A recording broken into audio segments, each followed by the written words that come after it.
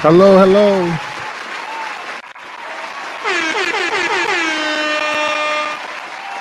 $500 officially uploaded videos, over 600,000 views. That's it. Just under 600,000, but we good. Even though we know it's more than that. Probably more than that, yeah. Oh, good to be back. Shout out to Regina.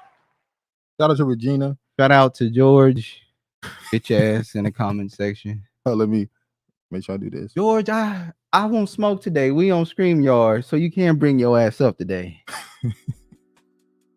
Now you How want you doing, KD? What y'all doing? How y'all doing, man?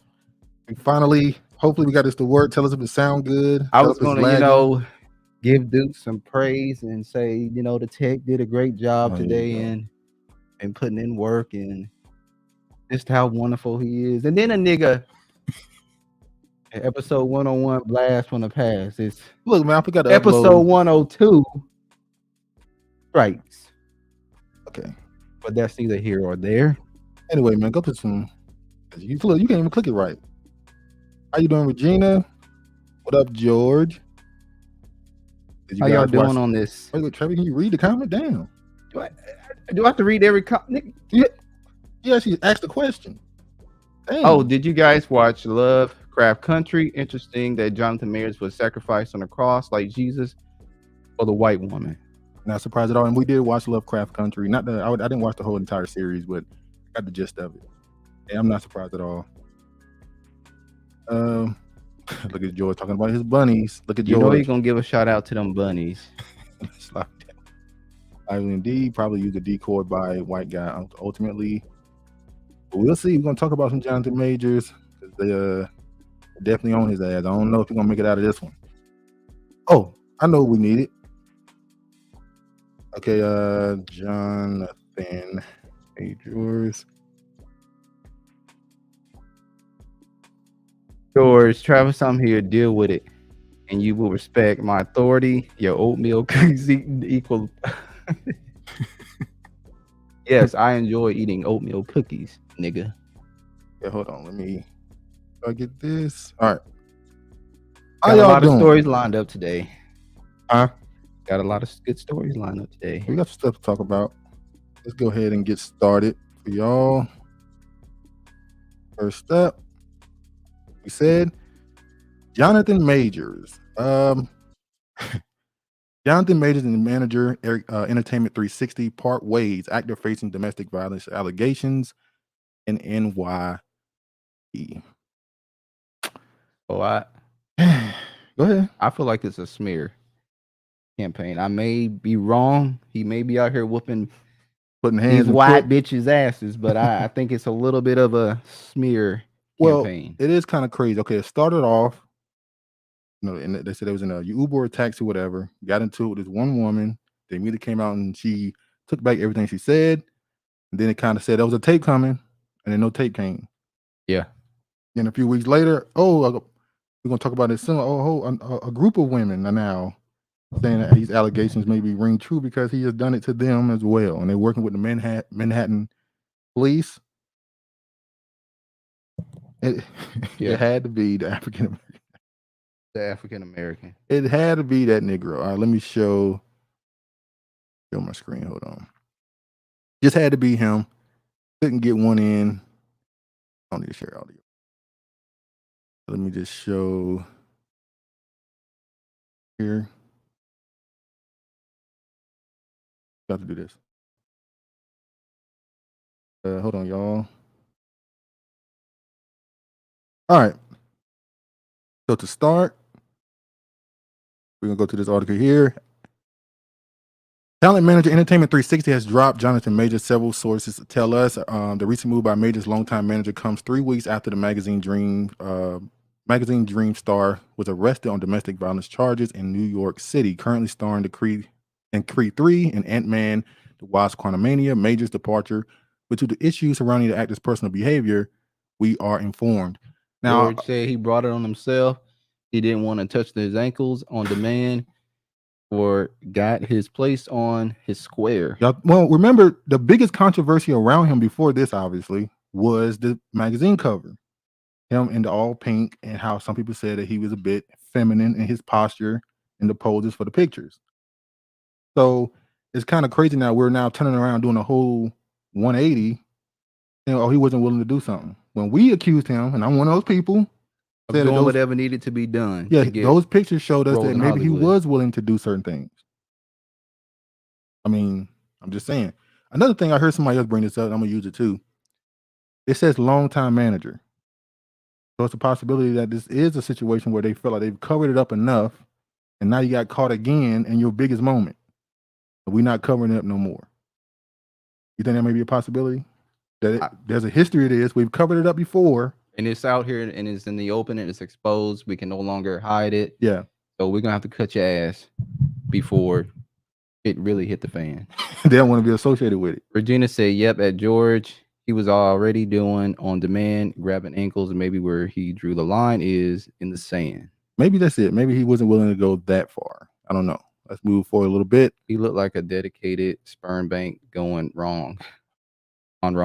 Jonathan Majors' issues worsened as Shout out to Brandon. What's going on, family? What up, Brandon? Jonathan Majors' issues worsened as more alleged abuse victims cooperate with DA's office. As Jonathan Majors prepares for a May 8th court appearance on domestic violence charges, his PR problems are about to get bigger. Sources familiar with the matter tell Variety that multiple alleged abuse victims of Majors have come forward following his March arrest and are cooperating with Manhattan District Attorney's Office. The prospect of more women waiting in the wings would mark a dramatic turn in the case and comes on the heels of Majors' publicist and managing firm cutting ties with him with the embattled actor earlier this week. Jonathan Majors is innocent and hasn't abused anyone. We have provided irrefutable evidence to the district attorney that the charges are false. We are confident that he will be fully exonerated, said Majors' attorney, Priya Chaudhry, how you say that? In a statement. Now, I heard people saying his lawyer trash. Remember those text messages that were released that were supposed to make him look better? Made him look a little worse. Yeah, well, especially when somebody's saying, oh, I'm gonna make sure, I have to do this. I'm gonna tell my attorneys, blah, blah, blah. So yeah, that it's not looking good for him. And now the attorney is releasing evidence to prove that he's innocent in this. This right here is the evidence that they had. It says, amid new allegations, Jonathan Majors' attorney cites video taken just after alleged attack. Now, what the lawyer then releases evidence that he think proved him innocent because the alleged victim was out at the club partying after the incident that allegedly happened. I agree. I mean, that's kind of strange. You just went through this alleged thing, traumatic experience, and now all of a sudden you at the club shaking your ass. But then they said her hand was broken or injured. She had a laceration around her on the ear or her face or somewhere, and other injuries. So it is kind of like after that experience, you then go to the club. I don't know. But people use different methods to deal with trauma. Maybe they were drunken, or were they already drunk, or were they already drinking? Were they sober? Where were they coming from? Where they going? We don't know. I made a new allegation. The attorney has embattled actor Jonathan Majors, who was arrested March 25th and charged with misdemeanor assault and harassment, has filed evidence in a New York court that appears to show the accuser uninjured and out on the town after fighting and parting ways with the Creed 3 star the night of the alleged incident. In her complaint, the alleged victim said the Lovecraft Country actor 33 struck her about the face with an open hand, causing substantial pain and a laceration behind her ear. In a letter to the court dated Tuesday and accepted Wednesday and reviewed by the Times, Major's attorney challenged Assistant District Attorney Kelly Galloway, request for a court date later than May 8th appearance that is currently on the calendar and presented evidence she said has been given to the ADA for review. The evidence shows Majors accused of seemingly unharmed in hours after the two parted company. At the same time, a new Variety report said multiple alleged abuse victims of Majors. We already know all this stuff, how they're supposed to be coming out the woodwork now. As we said, the fact that she's out partying after allegedly being beat up on is a bit strange. See, this is the thing that they do in Hollywood now. Yeah. They bring out all these other alleged victims, people that you have assaulted to make it look way worse than what it. When some would say that you need more people to be believed. What do you think about that? If one woman come out and say this, what do we say? Oh, it's a one-time thing. We don't know if it really happened. Let's move forward. But if 5, 6 women come out forward, then if 5, 6 women come out, you're probably more likely to be like, we need to see what this is about. And obviously, we start talking about sponsors and ability to do certain movie roles. That's gonna go out the window. Speaking of a movie role that I would have been very happy to see, Jonathan Majors dropped for unannounced Otis Redding movie and Walter Mosley film adaptation. I think he would have did very well as Otis Redding, and I don't want them to go get a tether to go play. But Otis Redding. I would have really been looking forward to seeing him play Otis Redding. I think that would have been a really good movie. It's hard to get a Black American to play Black American icons. But here's the thing: you think now they're gonna go get a UK actor? Probably so. You know what they say? We're better. Stop being jealous. We better get your weight up. Jonathan Majors will no longer star in previously unannounced film as Otis Redding, as well as Walter Mosley adaptation, The Man in the Bed. Think about this for a second. How many movies were in the wait for him? Like, he was about to go on a 2-year, 3-year run where he was going to be in like 9 to 10 plus movies. He's supposed to be a big star. They were about to make him the next Denzel. Well, now they're saying that's Damon Idris. Oh, Damon Idris is the next Denzel. The last few episodes of Snowfall ended. I didn't watch the show, but obviously when a show like that is considered that popular, it goes viral and you see clips. And his acting performance is being dubbed as Denzel-esque. They keep saying he reminds them of Denzel in that last couple of episodes of acting. Then they said there's a possibility that Damon Idris will possibly play, or some people think he should play. This is not a rumor. Some people want him to play Black Panther. I don't think he fits Black Panther, for me personally. No. Speaking of that, though, sorry, y'all. I'm tired of him. You don't even watch him. How you tired of him? You ain't watched Snowfall. When? When the last time you watched? I watched. We watched. Well, I watched all the way up to about season 4. There's 6 seasons. 4 or 5. So you got a season and a half, but season 2 behind. Yeah. It says Marvel has a backup plan to recast Jonathan Majors Kane. And news rumors suggest Marvel Studios has a contingency plan to replace Jonathan Majors as Kang in the MCU following the arrest for alleged assault. I don't think he's gonna be replaced. Think so? No. I mean, it's early. As reported by the rec industry insider Jeff Snyder, spoke on the Hot Mic podcast and discussed the Major situation following the actor's arrest for alleged assault. The pundits claimed that Marvel Studios is eyeing a replacement akin to actors such as Damon Idris from the FX crime drama Snowfall, suggesting Idris, casting opposite of Brad Pitt in Apple's untitled Formula One movie, placed him at the Marvel Studios radar.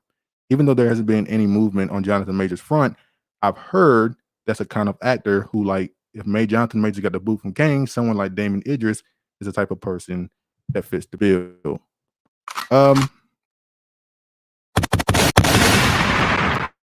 Eastwood in the house. What up, Eastwood? On the grill, listening, getting ready for the fight. Oh yeah, the Javante Garcia fight. I know everybody in here who know about the fight going for Tank. I would hope. No, some Negroes going for Ryan Garcia. Some niggas are going for Ryan Garcia. Like George.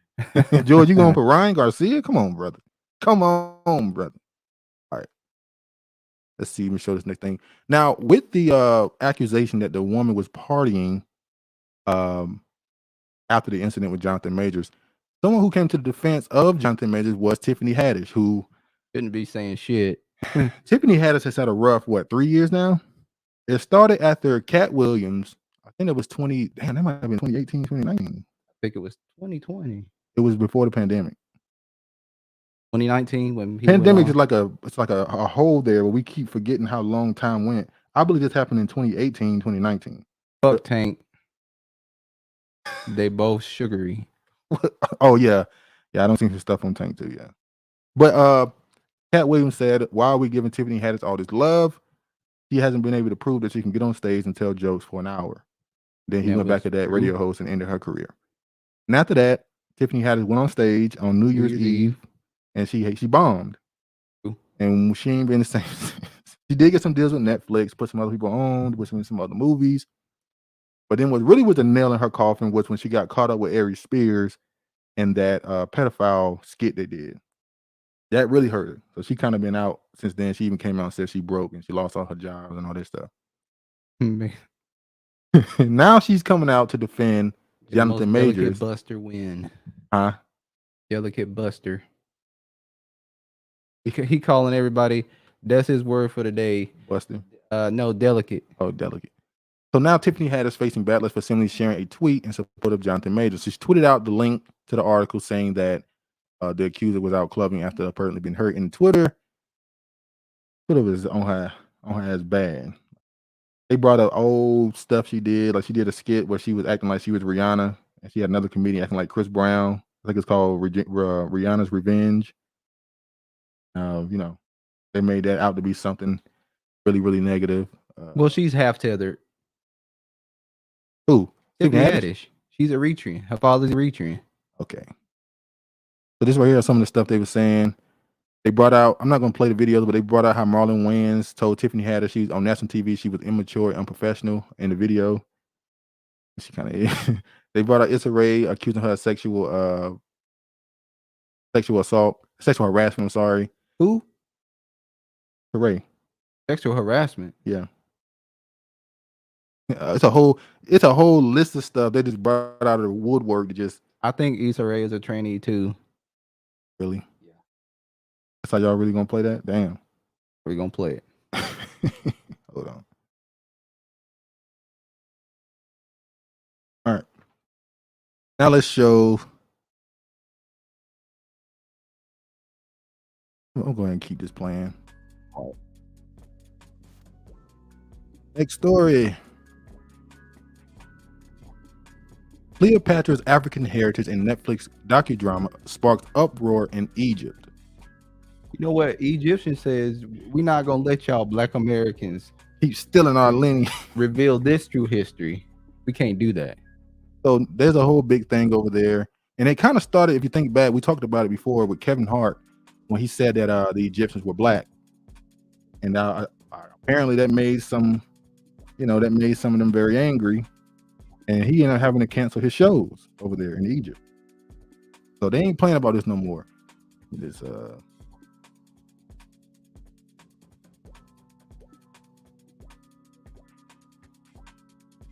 all right, so right here, Queen Cleopatra, Netflix sued by an Egyptian lawyer for blackwashing history.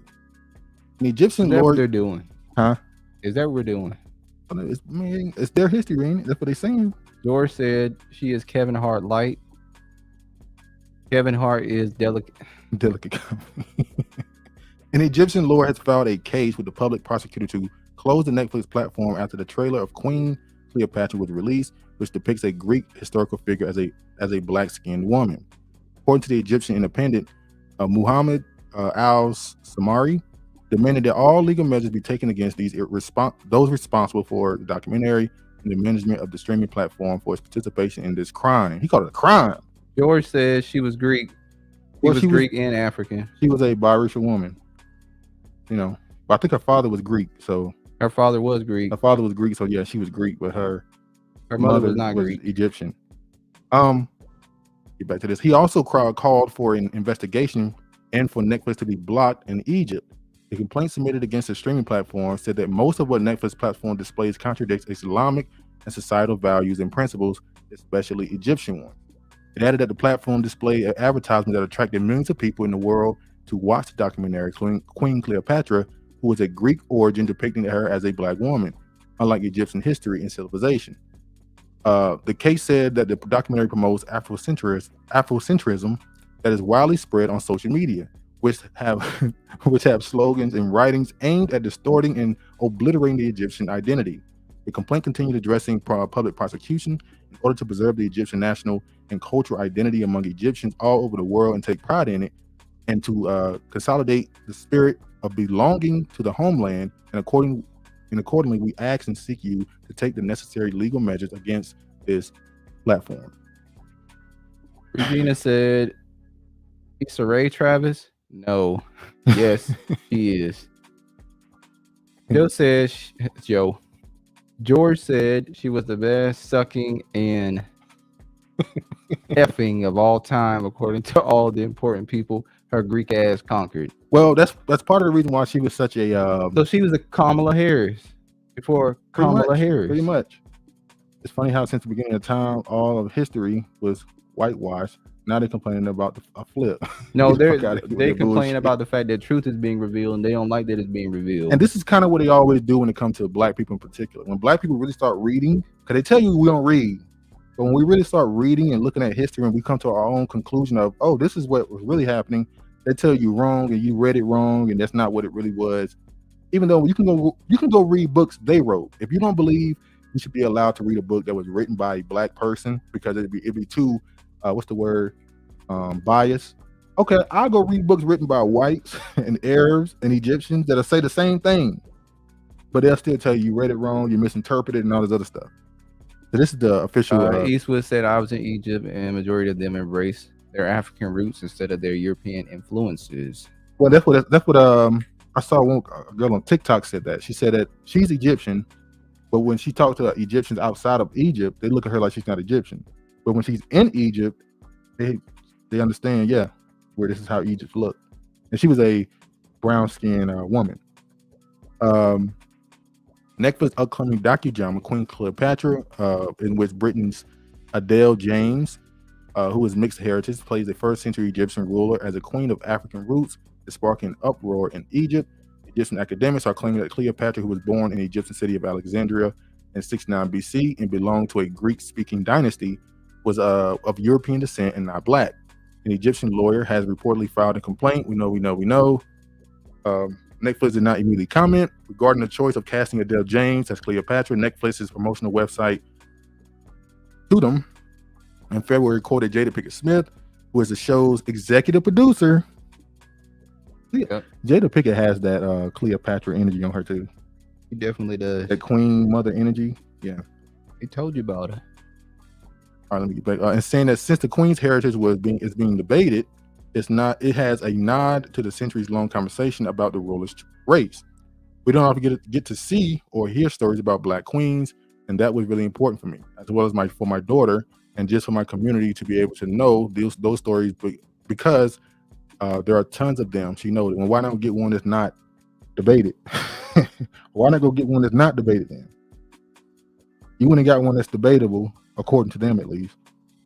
And knowing it would create controversy. You knew it. Yeah, they knew it. You saw what just happened with Kevin Hart. They ain't playing about this no more. They canceled his ass. There's no doubt among scholars that Cleopatra was Macedonian Greek on her father's side, we know. But since the ethnic origin of her mother is not known, some historians says it's possible the Egyptian ruler's mother was African, and therefore that she had been mixed heritage. Last week's trailer drop for Queen Cleopatra has caused a stir in Egypt. We know all that already. He loves zaddies because daddy was a zaddy. Yeah, that's why Cleopatra is such a story, because this is a queen of Egypt being a mistress to a conquering nation like Rome. I mean, not Rome, it's like the Greeks. So it's like you got this Greek ruler who's making our queen a mistress, a side chick, basically. That's kind of like, that's gonna be viewed a certain way. So it led to a lot of stuff behind her. But on the opposite side, Mark Antony, who was the ruler who she was the mistress for, Mark Antony, he got a lot of backlash because they saw him, they felt like he was being seduced by an Egyptian woman. They felt like he was giving his power to her. So it was a very interesting time. Now, let me move forward. Now, this is the director of the show, Queen Cleopatra director Tina Garava addresses Adele James casting backlash, docuseries, whatever. Tina is speaking out against the backlash surrounding the upcoming docudrama. The series casually starred Adele James as an iconic Egyptian ruler. We know. She said, I remember as a kid seeing Elizabeth Taylor play Cleopatra, captivated. But even then, I felt the image was not right. Was her skin really that white? With this new production, could I find the answers about Cleopatra's heritage and release her from the stronghold that Hollywood has placed in the image? Now, what do you think about that? There was no backlash, or at least at the time there may have been. Or Elizabeth Taylor? Or Elizabeth Taylor playing because Cleopatra. they don't mind a Caucasian person playing them. It's just only a person of darker hue playing them they have a problem with. They don't like that. They take honor in a white person playing them. Oh yeah. All right, let me go here right quick. All right, this is a website called Rasta Livewire. It said the indigenous Berbers of Africa by natural mystics. Now, whenever you talk to people from Egypt, really from the East Africa, North Africa, and a lot of those closer Asiatic countries, those Central Asian countries or Arab countries, they call it Middle East countries, they'll refer to them as Berbers, especially the North Africa. They refer to them as North African Berbers, and when they say that, they'll say those people were Arab or European descent or Caucasian descent. But North African Berbers were black-skinned people. Now, that's documented. So when they say North African Berbers, it's like, I mean, African. You just change the name. It's a Moor. Pretty much. They're Moors, so it's like they're still black. Matter of fact, there's an example here. This woman here, she said, Cleopatra was ethnically Greek and Berber, not black African. They've taken that word Berber to mean not black, which is funny because they also use terms like swarthy and tawny. We talked about that before. The term swarthy just means darker brown. The term tawny means lighter brown. Well, you can make an argument. Tawny means middle or middle brown, whatever you want to call it, and lighter brown, and swarthy means darker brown. But there's only two complexions in It's more than two complexions. There are two complexions historically. That's just what it is. It's more than two complexions. So the same people who say that swarthy and tawny, white people or Caucasians, they'll say swarthy and tawny and talking about hair color, brown hair, black hair, or blonde. Red too. Oh, red too. They'll say that's swarthy and tawny there. So every time they mention color in those old historical books from 1800, 1700, 1600, whatever, they always say that they're actually referring to hair color, not skin color. Even though when you look at the history of the words they use, the words usually refer to skin color. It just changes. All right, this is a website I've been using for a long time called Real History www.com. Y'all probably already know this website. This website is created by, I guess it's a group of black men or one, I'm not sure. I think it's a group. And they went through history and read all these books and got all this information together and put it on one website, tell you the history of the world and the true history. That's why they call it Real History. And on this website, they talk about Egypt, they talk about the Assyrian Empire, the Alexander Ottomans, they talk about recent history. Want some more confusion. What you say? What's that? Did you want some more confusion? Who I do? You talking? He ain't talking to me. All right, let me just read this. So it's talking about the Turks here. I want to go down. You see here they call the Turks white, and they have books that they're saying referring to them as not white. But let me go back right quick. All right, you see here on this website they talk about Sumer, Syria, and all them. They talk about Iran, Canaan, Canaanites, Palestine, and Israel, and how all these places, all these civilizations, as black history. So I'm gonna go through some of this. And on his website, they talk about how whenever African Americans talk about Egyptians being black, how they always poo-poo it and act like we just don't know what we're talking about. You see here, why do only African Americans believe in the black Egyptian hypothesis? The whole world racist, or is it just wrong? And this is who they want you to think are the real Egyptians, which don't make sense. You want me to believe that these people were able to stand in the sun with no shirt on, all butt naked almost, according to them, for centuries, and just be able to live out there no problem. But right now, in modern day, if they do the same thing, they'll end up with cancer and die. Yeah, they want me to believe that they got to go put on all that damn sunscreen, messing up the fucking ocean. So they now you talk about also, I cannot remember the word. There's a word they use for whenever these archaeologists or the Egyptologists, whenever they get the art from Egypt, and they want to clean it, as they call it, or restore it, conserve it or whatever, they have an artistic right to change certain things in order to make it fit what the overall picture will look like. Because some of these things are damaged and all that stuff. So when they repair it, they get to make a decision on what they want to add or take away from it. I forgot the word. There's a word for it. Basically, they get to make the thing whatever color they want to make it, make the nose shape, the face, whatever they want to make it, because they can say this is how it should look, even though they can just lie. Gina says sunscreen, wearing linen, lots of clothing, etc. Oh man, we see here. I'm just showing this website. Y'all can go to it if you want to, and they document all the people there and all throughout the Middle East, because they hide the people of color in those countries. Well, yeah, definitely Iran and Saudi Arabia and all that stuff. George, I didn't pass your comment. I put your comment on the screen. Stop lying.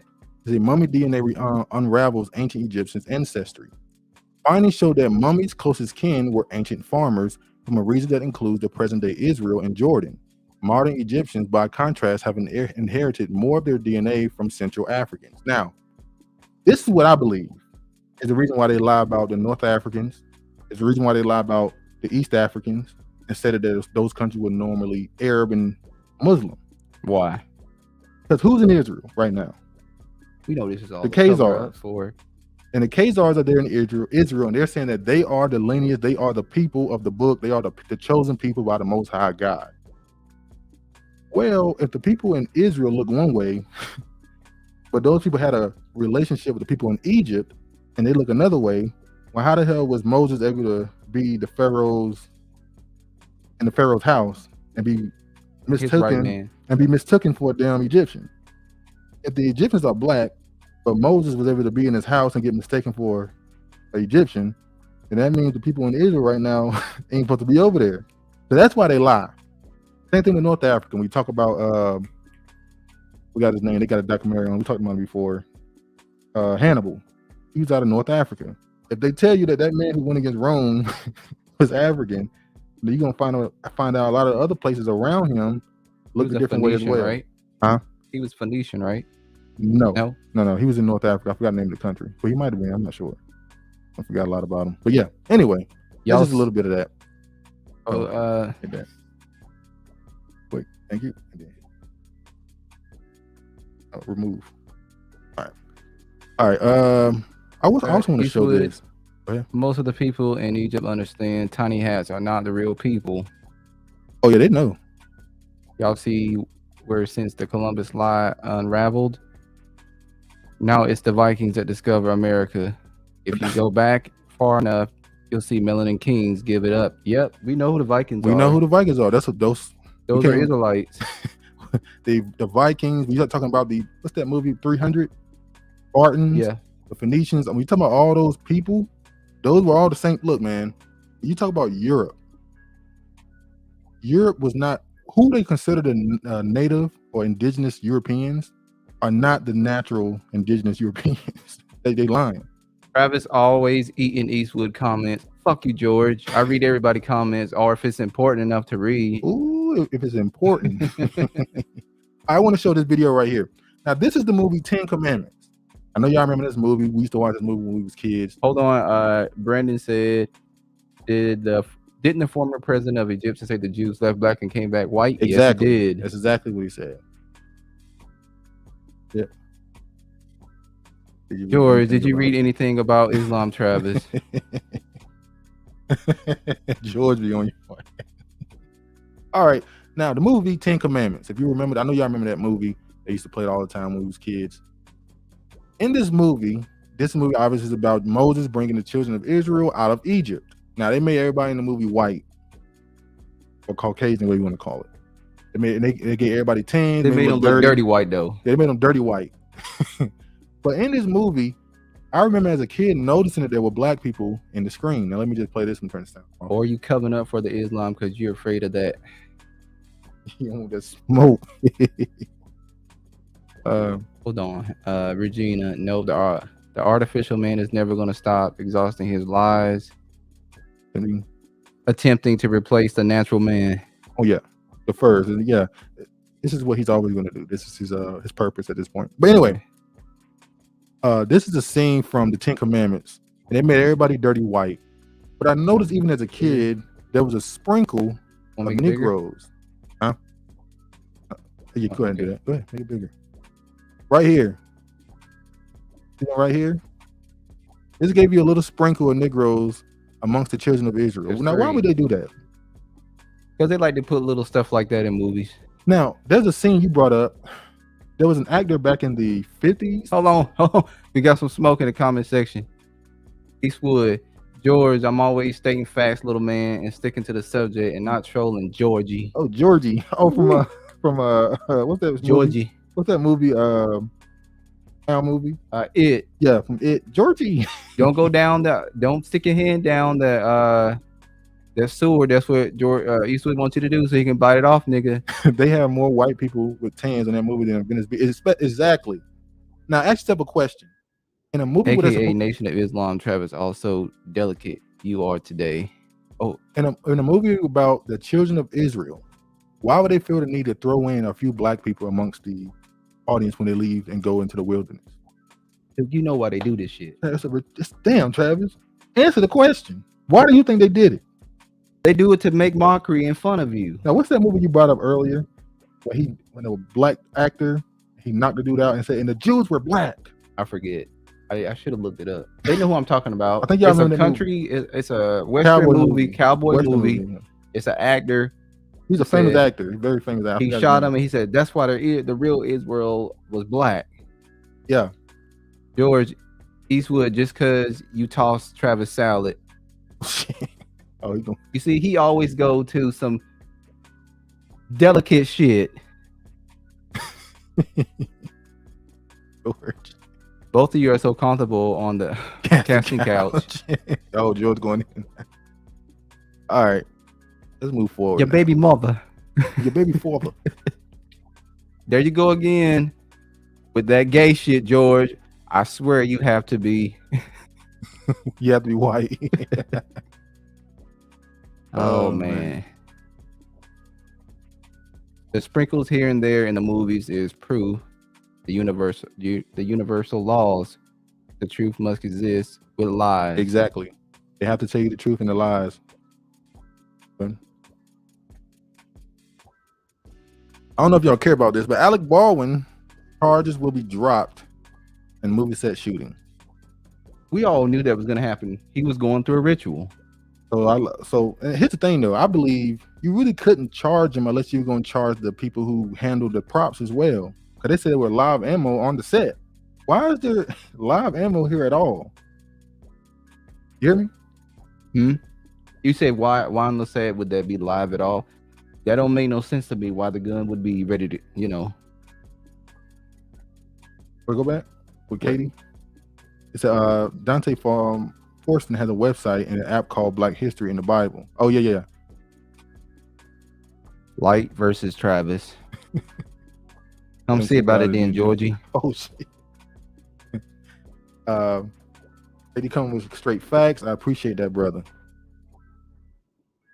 Oh man, I see you enough, Rich. All right, let me get back to this. But you can't really charge Alec Baldwin if you're not going to charge the prop, the person who handled the props. Yeah. Then you got to get the person who's the set manager. Well, they said they're not going. They said the case was not dismissed. There's more information has come in, and they have to review that information. So the charges they came up with, they're going to just dismiss that. Yeah. But new charges can be brought on him. New charges can be brought up on them after they figure out the new information that they received. I'm not really going to keep an eye on this. We'll keep an eye on. Really give a damn. We'll keep an eye on it. Keep in mind, though, I got to say this. Remember, they said that the woman that he shot, allegedly, this could be just some hoo-ha they were bringing out. The woman allegedly was doing a documentary on pedophilia rings. So we'll see. Go ahead. Eastwood. You seem real insecure about your lack of manhood, George. Always on that butt plug shit.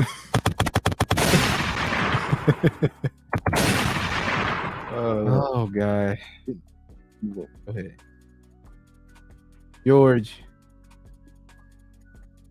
They open up. No. George, I don't need to be formally touched, sexually corrected angles like you, Travis. No.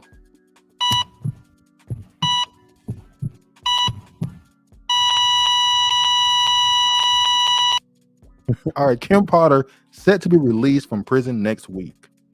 So after she shot Daunte Wright, former Brooklyn Center police officer Kim Potter is set to be released from prison next week after serving 16 months behind bars for the killing of Daunte Wright.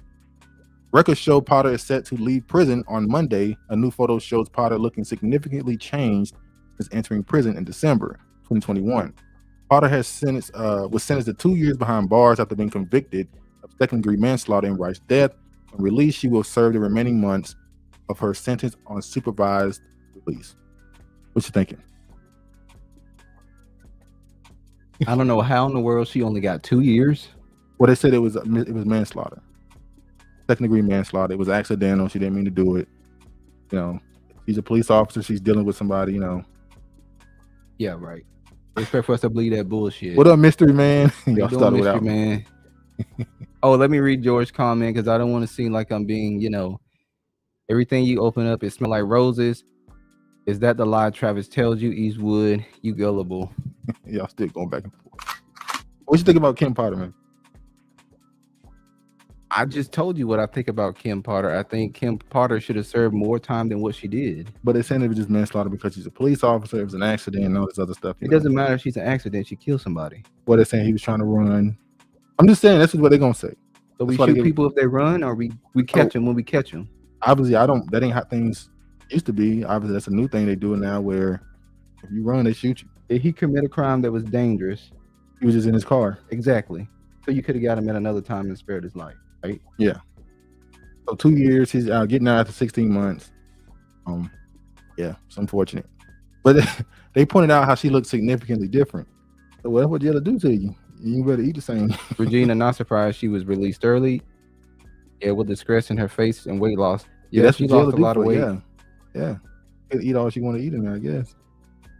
White people matter more. You be fucking. I don't understand how you be sitting here talking shit about white people and you. Is they talking shit or is he telling the truth right there? I'm just saying. Let's go to the next. This is right here just a case of unfortunate situation. Oh, y'all was talking shit about these people last week. I did not talk shit. Yes, you did. I got checked though. Arnold Barcina came in the comment section. That was just an opinion piece. It wasn't. Man, facts. don't try like I was just like a coward. Just you don't try to do that to me now. Hold on. Don't stick to what you got to say. I did stick to what I got to say. I said that was in the moment, and it was an in the moment reaction to what I saw. Anyway, it says Mexico kidnapping survivor from South Carolina arrested in Myrtle Beach. Now she was arrested for something that happened before they went to Mexico. Let me make sure I make an emphasis on that. This is before she went to South Carolina. This is not after. But why are they talking about this? Well, they're talking about it. They made an article out of it because she obviously is somewhat famous. I guess you would say the word famous now. So now they're making it a story, obviously. Let me just.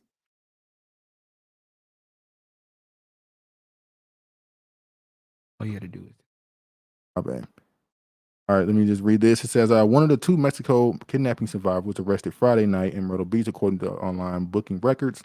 Xavier Washington McGee, 34, was arrested with charges with contributing to the delinquency of a minor. Washington McGee's child, a minor, is said to have went to a location to fight another child on February 17th. According to arrest warrant obtained by WBTW, the child was then removed from the location by another family member before being taken back to a location by Washington McGee. Warren says she knowingly took her child to the location of the fight. Police were able to view security video of the entire incident. Washington McGee was part of the group that traveled. We know the group was found. We know. So they went on to talk about what happened in Mexico. George said, but nah, Duke and Travis are like they Colorado farmers. You said we are you calling him? I don't get it, George. Georgie don't like men no more. Gay ass white boy. Don't like men. What you doing? Calm down. you messing it up. You're a real G on this YouTube, huh, boy? Boy. Okay, come on now. You eating sleep Atlanta. Y'all crunk up in here today, yeah. All right, Mexico, what you think about this? Them making this a story, because they already made it a story when this story first came out about the Mexico situation. They accused him of having a long history of crime, called him drug dealers, and he was over there trying to buy fentanyl and all that stuff. So it's just more to condemn them. Yes, it is. And I don't like it because she just simply, went there to whoop ass. There have been times or a child, I don't know if it's a man, boy, or girl. It took a child to go to a fight. Yeah. We act like that shit don't happen in real life. That happens. We're gonna talk about that next, about the idea of what should you do when your child is getting into an altercation with another one. Do you let them fight it out or do you stop it immediately? Well, normally you let them fight it out. Are we just institutionalized to think like that? We're institutionalized. I'm asking the question. Are we just institutionalized in our culture to think like that, or should we just try to be out of that? Or is there something wrong that we should try to we have seen situations where there was a mature adult that talked people like kids from out of fighting. You remember that video? Yeah. That's from Philly, the guy who so it does happen. I'm saying that should that be the norm? Or is it truly a negative thing for your child to fight? Or is it something that is going to happen? Listen, we've seen cats scrap. Like if a cat that's an animal though. You see, now you just compare humans to an animal. No, I'm just pointing out the fact that even animals scrap. But are you an animal? No, I'm not an animal. So that's what I'm saying. But it's in our nature to fight as well. But is that animalistic thinking that you have to fight? Well, we know you do got to fight. I'm talking about your kids. It's not animalistic to think that you got to fight. I'm talking about your kids. Sally, oh, he go. You love the download lifestyle, Eastwood. Oh, why you give him a gunshot for that? What you trying to say? No, I don't want to seem like I'm being biased, even though I'm, okay, here goes some positivity. Thank you. Go ahead. No, go ahead. Media. Myth, exaggeration, deceptions, illusions, aspirations always got reached back to defame the character of victims. Whatever, exactly. They making sure they keep a. I saw the story, I knew what it was. You get put to sleep, but boy, put the fingers out. You keep the fingers out your ass, boy. You do. All right. Y'all stop it. No, keep going. See, that's that ratchet coming out of there. Look at you. See. Nah, Brandon, because no, I'm not reading that. I'm not reading that shit. No, I'm not reading it. All right, now I'm going to talk about this because it ties to the last story about a parent or an adult being around a child who's being violent. Should you let them fight? And what about this? Rocky Mount substitute teacher, student charged after classroom fight caught on video. Now, I'm not going to show the video because they'll flag it. There's a minor in it. That's true. But what do you think about this teacher here who fought a student in the classroom because the student got angry because she took her phone?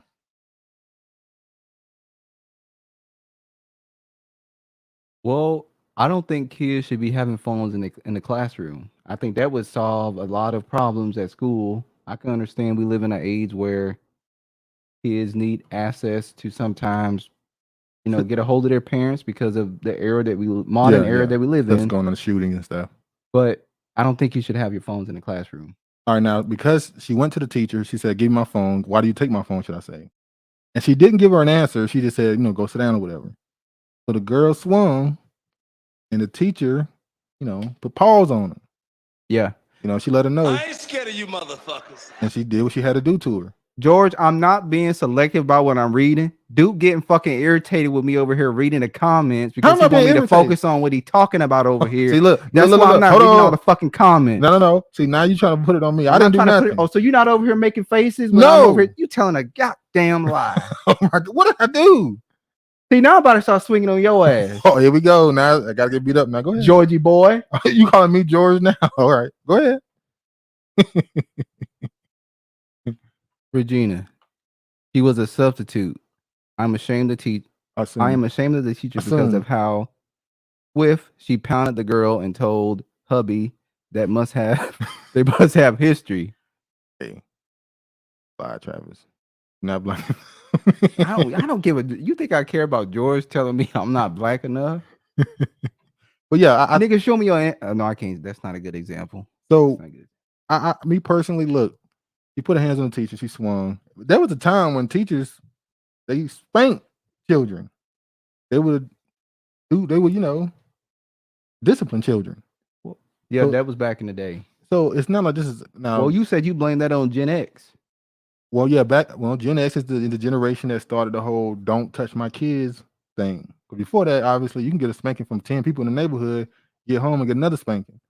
True. That was the Generation X, that said, "Stop touching my kid, come get me."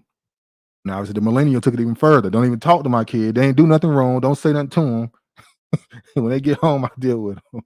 So it's just this generation thing. But I feel like, I mean, I'm gonna be honest. She probably should have never swung back on her. Her taking her to the ground and holding her down, that's fine. But she made sure to put a few blows on her before she held her down. That's the part. Because when she swung at her, she actually didn't make contact. No, she could have just took her to the ground and held her down. That's what she should have done. That would have been more professional. She made sure she put a few licks on her and then made sure to let her know that you will get your ass whooped. Yeah. By these teachers out I'm a grown woman. I will, And your body is not yet equipped enough to deal with this. Also, she made a video responding to it, said she did nothing. She don't feel like she did nothing wrong. She had to defend herself.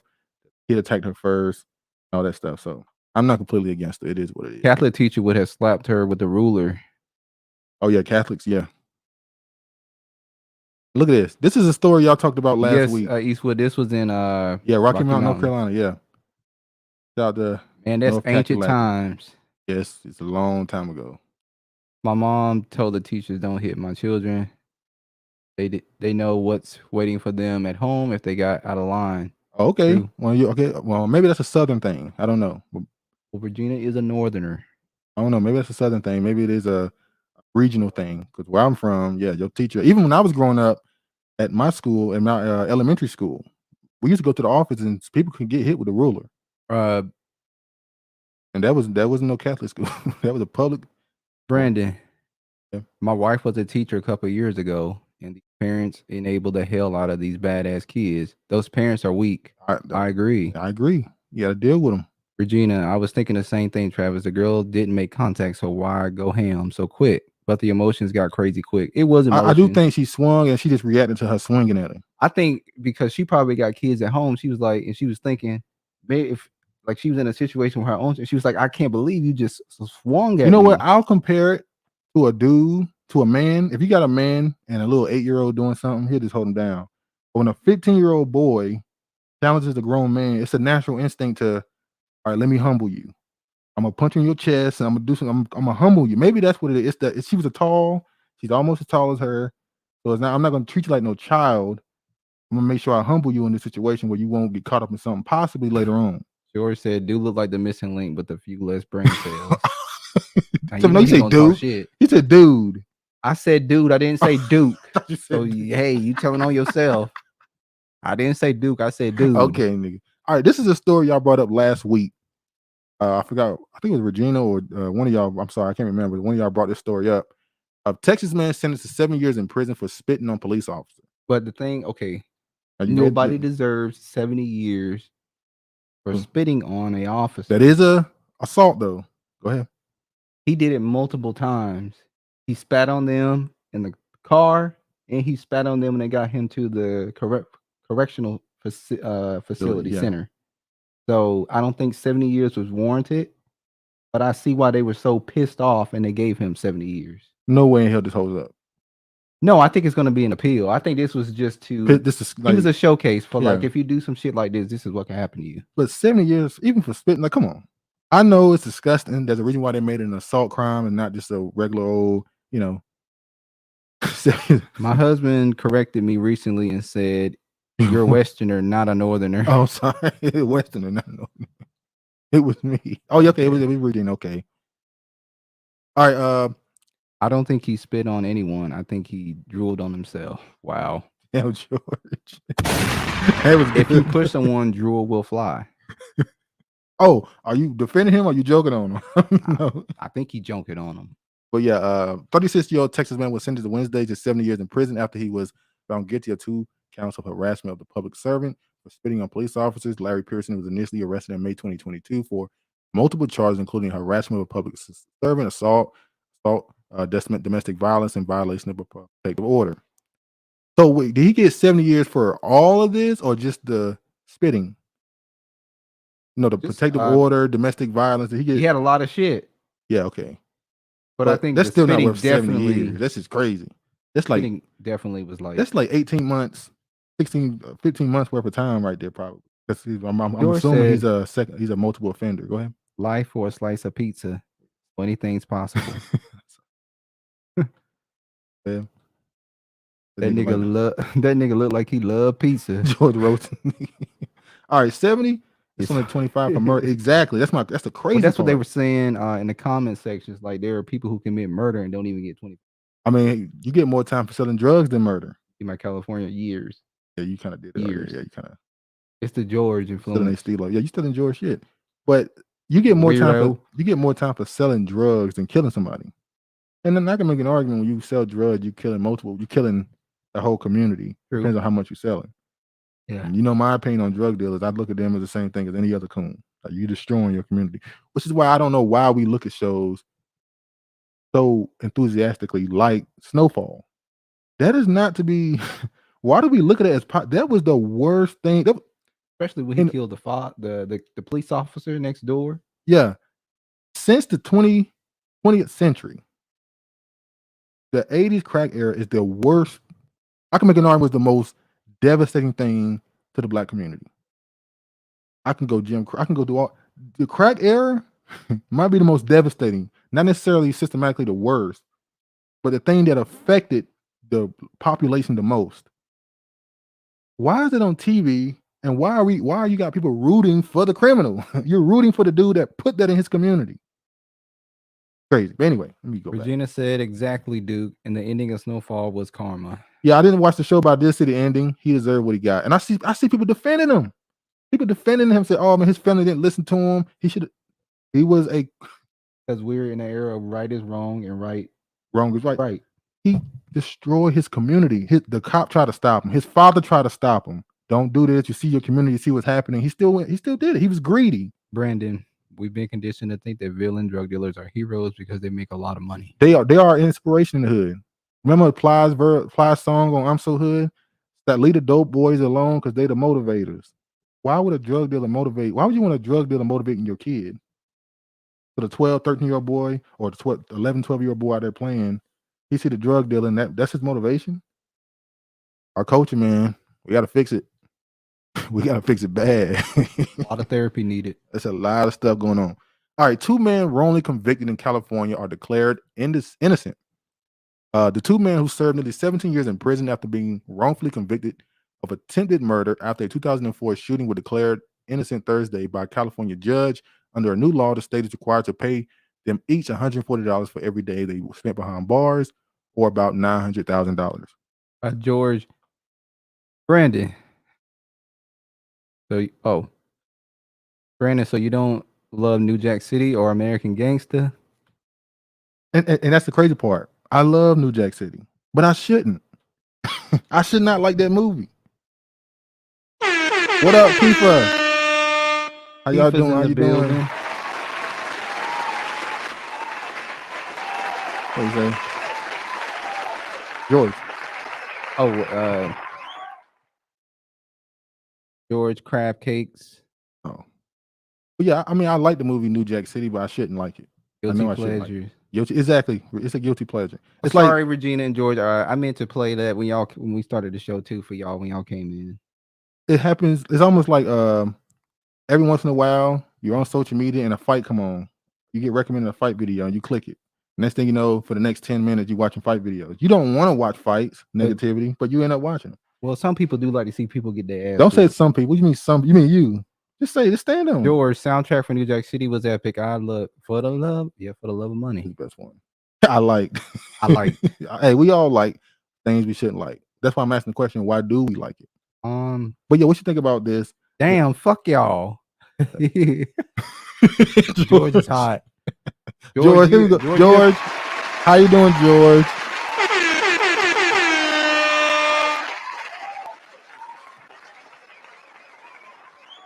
George want to set this son of a bitch on fire. Fire. What you think about this case here of them being released? 17 years, they will be given $900,000. What do you think?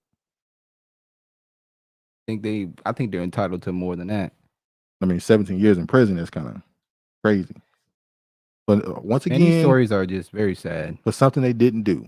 The verdict for Dupree Glass and Juwan Rayford. Y'all remember? I'm not sure. There was a story about somebody with the last name Rayford, but I don't remember the story. Don't remember it either. It was last year, maybe the year before last. I can't remember. It was called. The person in the story name was Rayford. I can't remember the name though. Oh, has the sound been better today? Yeah, let us know how the sound doing today. Is it lagging? And we are on StreamYard, so we're gonna put the link in the chat at some point. If anybody wants to come up and be polite, nice, and cordial. Maybe this time Travis will talk. Regina says sounds great. Regina, can we get you come up here and hit a note or two? Regina said you gotta pay for that. Oh, we'll pay you, star Regina. quality. We'll pay you. Can't do that for free. We'll cash app you. So everybody said it sounds great. Okay. Or good. Yeah, okay, good is okay. Well, good is better George than bad. To good is better than bad. Says good. The verdict for Dupree and Juwan Rayford concluded a new trial that began in October after the state appeals court panel vacated their upon conviction that they were freed in 2020. The procedures include a dramatic confession. This is the same case. Okay, this is 2020. I know I wasn't crazy. The procedures include a dramatic confession by the actual shooter, Chad Brad McZill. Well, George, we would love to. George, can you please come up here so we can see how your ass sound? We would love to see how you sound.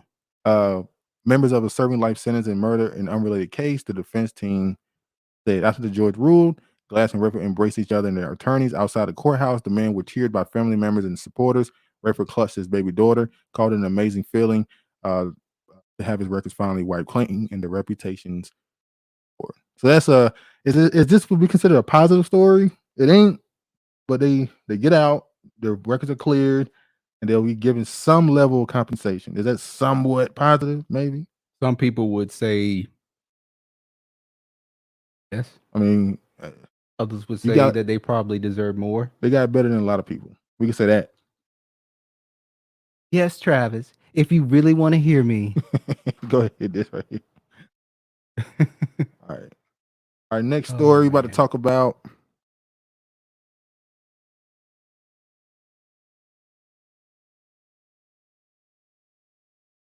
This ain't none of my business. The horror of Ralph Yarl's shooting. Ain't none of my business.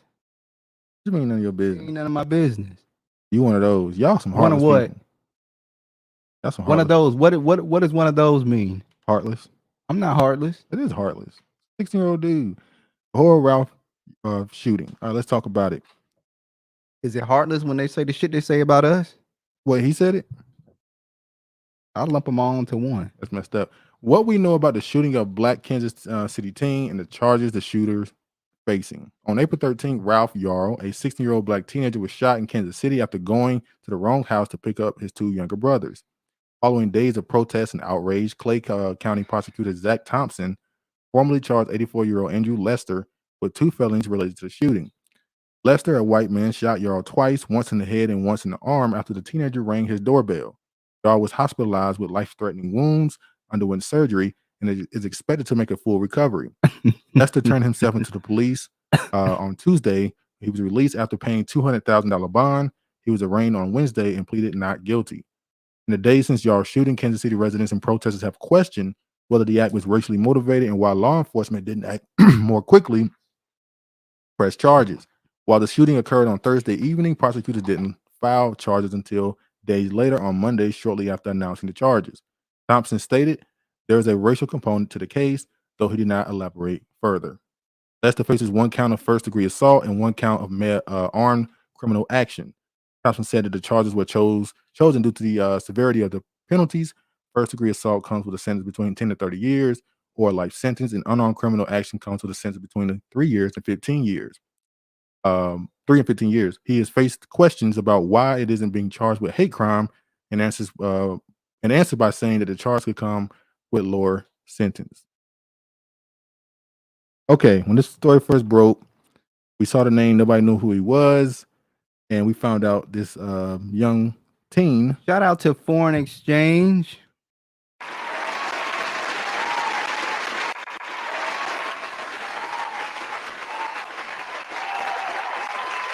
That's kind of long. That was kind of long.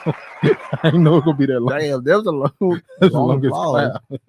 My fault, okay, y'all. To you both. Love the show. Thank you very much. Thank you very much. Appreciate it. Appreciate it. The miracle, but they letting you know. Hang on, Travis. Oh, The miracle, they let you know that the blacks are not ladder. No murder charges. Well, we know what's gonna come from this more than likely.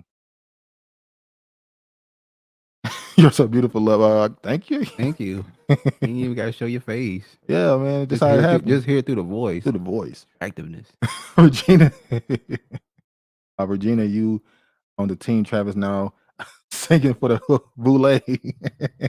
George, seriously, come up here. We need to have a talk. All right, hold on. We need to have a heart-to-heart conversation to see if we can get through this turmoil, because I really don't like going back and forth with you in the comments. This is a hate crime. Kansas City black family demanding justice after a white man shoots black boy Ralph Yarl in the head twice for ringing a door. He didn't shoot him in the head twice, did he? In the head twice for ringing a doorbell for the wrong home. White man released by police hours later. So they go through the same thing and tell story. But I want to get to. There's been other stories, because immediately when this story happened, black boy shot by an old white man, we immediately said, "Oh, it's racial." And if this wouldn't happen if there was a little white kid that showed up on his doorstep. Not true. They ain't last long, because literally within the same week, some white girl was shot going into the wrong yard of some white man, older white man. Popped. He shot her and killed her. Now, he's driving up the wrong road, approaching the wrong car, losing a ball in a neighbor's yard. So another girl was shot. She was a cheerleader. She was in a parking lot. She accidentally got into the wrong car. Noticed that she was in the wrong car, got out, went to her car. The guy who was in the car that she got in followed her back to her car. She apologized, and he let shots off in the whole car. And he looked like he was one of those cartel Mexicans or something. I don't know what he was. I'm just saying. I mean, he just. I ain't scared of you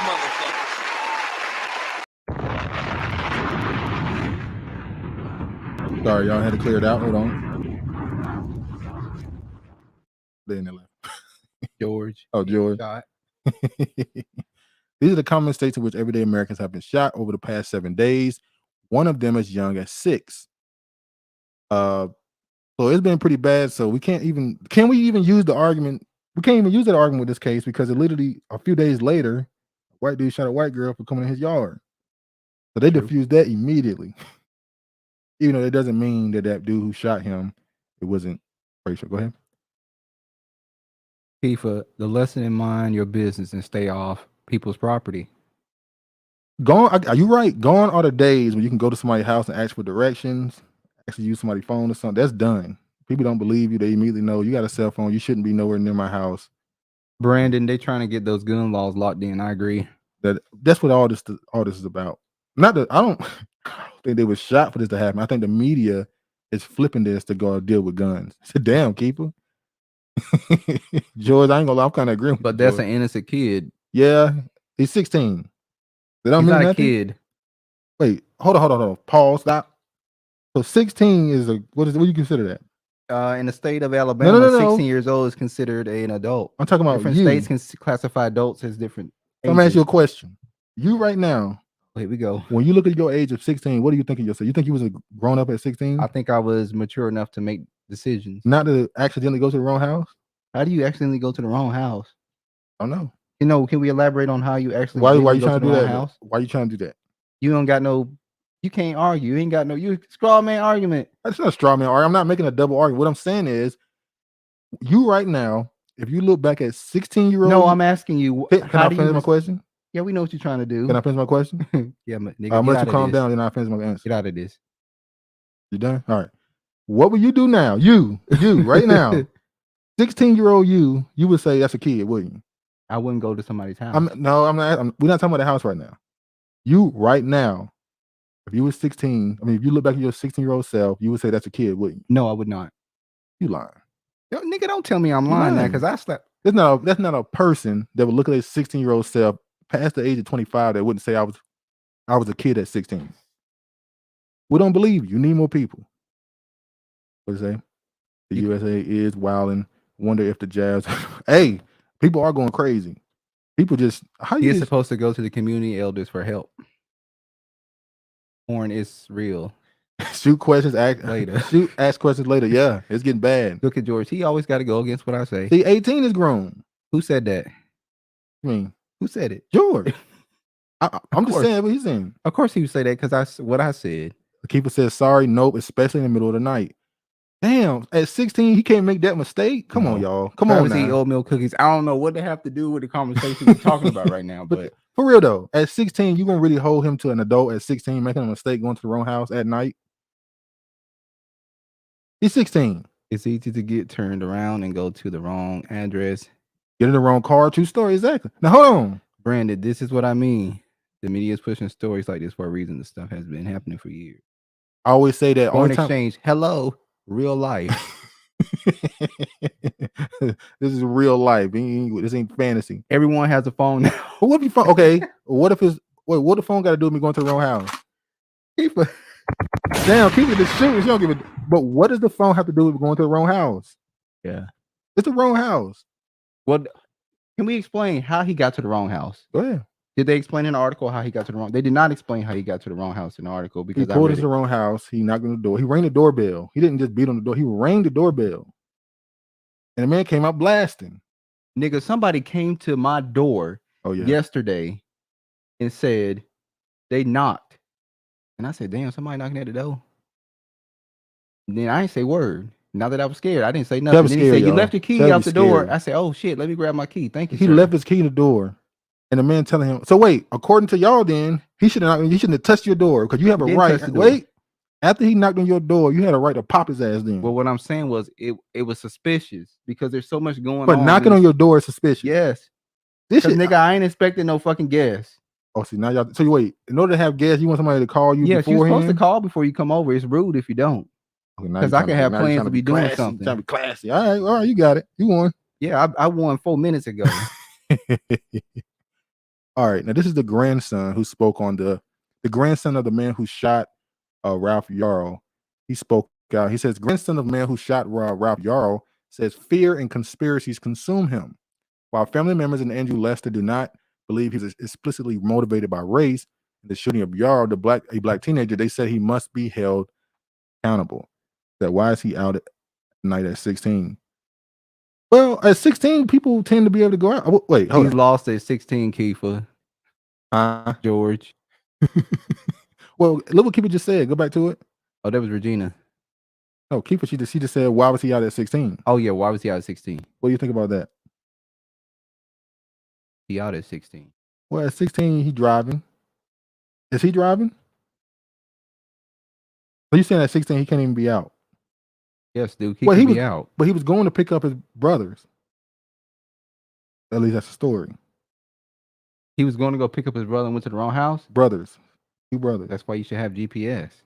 Why? He know where they live. Dude, I'm not making an excuse for why he got killed. What we're saying is we live in an era where he didn't get killed. It's safer to be sorry. He didn't get killed. Look at George. I mean, he got injured. He might be. Some kids are slow. That's what George said. And he said, hell. If he's been asked to go pick up his brother, pick up his brothers, he more than likely is not slow. He might be slightly autistic. He's not autistic if he went and picked them up. His parents trust him to go pick them up. Kiefer, GPS is everywhere now. Lost. We experienced this yesterday trying to get to the Boule extravaganza. Eastwood, the parents' fault for not training him on the real world. Now, hold on. Pause. I can agree with this. In the real world, people don't care about what you do and don't know. I just said, what's the law? You can't be found innocent because you don't know the law. It is what it is. So in the real world, stepping in somebody's yard and knocking on their door when they don't know you, they think you're not supposed to be there. You're a black teenager. You know the stereotype that's on us. You ring his doornail. He's an old white man. Yeah. So Brandon said the ex-wife of that old man said he was always violent. And his own daughter said she wasn't surprised he did it. Yeah, that's in this article right here where his grandson is actually saying that. Look at Regina. Are you trying to imply I am slow too, George? Everybody's slow and dumb as hell. One of the grandchildren of Andrew Lester of Kansas City, homeowner who shot Ralph Yarl after the black teenager had mistakenly gone to the wrong home, police should have acted sooner to arrest the grandfather, who he said has been overtaken by conspiracy theories in recent years. I am deeply saddened by what happened. It's a tragedy, and I believe the responsible party should be held accountable. Lester's grandson, Clint Ludwig, that's German, said Thursday in a text message. Now, in his article, his family went on to say that he's a little bit violent, like she just noted, a little violent. He has a history of acting a certain way. What they're really doing The old man was waiting for that with his whole old ass life. His whole old ass life. Yeah, he finally got his one chance. Like police officers, whenever they shoot somebody, it's something to look forward to. You fit wear it with private, Gina. But look how they're trying to flip it though. Look how they're trying to flip the shooting. What?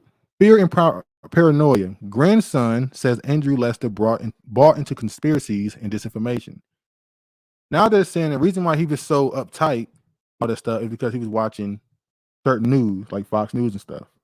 Mm-hmm. They're saying the reason why he was shot him is because he bought into conspiracies of the right wing. So you already know they're already making this political. Donald Trump. They say mega supporter. He's a Donald Trump supporter. Man, get out of here with that bullshit. We tired of hearing that bullshit. That's what they brought up in the article right here. It says a grandson of the man charged with shooting black teen in Kansas City said he was appalled and disgusted. We know, George, you one of them. What the fuck y'all talking about? There are some highly functional autistic people. Yeah. And the one that has Asperger's, they're really smart. Some of them. It's not an always thing. Well, the ones I've encountered are smart. He was critical of the way both the police and Clay County prosecutor conducted the initial investigation, releasing Lester and now charged him after he's first bought in. The two of his relatives who spoke with the Star said they don't believe Lester was a racist and thought he likely was scared when he shot Yarl. Ludwig said that his grandfather, who goes by his first name Dan, used to be very close. But in the last 5 or 6 years or so, I felt like we've lost touch. We've gotten older and gained my political views. He's become staunchly right-wing, further down the right-wing rabbit hole as far as doing the election denying conspiracy stuff and COVID conspiracy and disinformation, fully buying into the Fox News ON kind of line. I feel like it's really further radicalized him in a lot of ways. Ludwig said his grandfather has been immersed in a 24-hour news cycle of fear and paranoia. And then the NRA pushing the stand your ground stuff and that you have to defend your home, he said. When I heard what happened, I was appalled and shocked that it transpired, but I didn't disbelieve that it is true. Second I heard it, I was like, yeah, I could see him doing that. Does he consider him racist? I believe that he has been doing some. I believe that there have been some positions that he held that have been bigoted or sort of disparaging. Lowood said, but it's stock Fox News conservative American stuff. It's anybody who gets an abortion is a murderer, and fatherless black families are the reason why crime exists in the country. It's stuff everybody heard at the Thanksgiving table every year. Everybody heard that at Thanksgiving. What are you talking about? That tell me what y'all heard y'all Thanksgiving. I don't hear none of that at my Thanksgiving. When they turn on you as a black person, we be around people. Elon Musk looks like he was grown in the lab. Regina said, what did she say about him? She said he like an AI or an alien. I mean, a lot of people have accused him of that. So does Mark Zuckerberg. Oh yeah, definitely.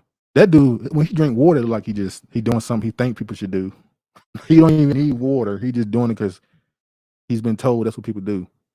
All right, let me show protest. Hold on, y'all.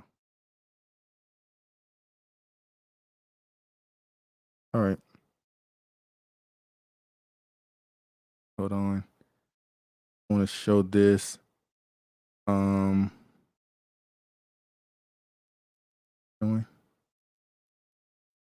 this was a march for him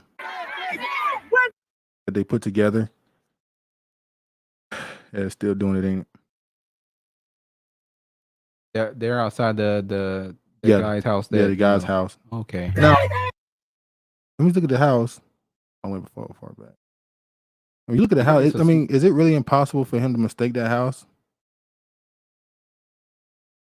Yeah, it is. Well, I don't think he was going to pick them up. I He guess has a ramp. No, I think his parents dropped the kids off. He was going to pick them up. They don't live there. Hear me? Yeah. He don't live there. He was going to pick them up from somewhere.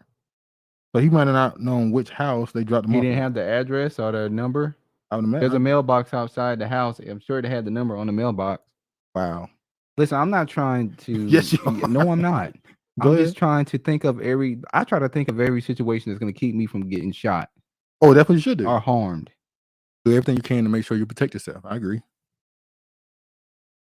Eastwood, man, we ain't rocking with that protest shit.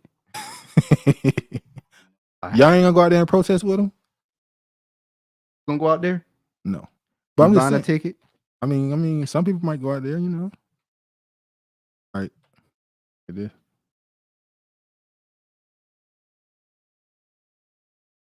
All right, this is now we gotta talk about the other side of this. The side that Travis will agree with.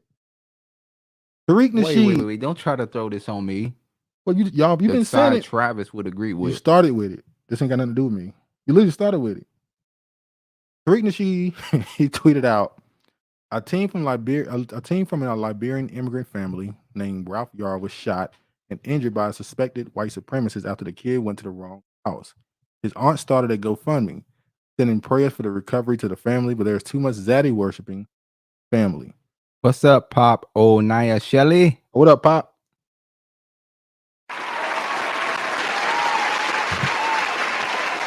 I want all of you out of my goddamn house.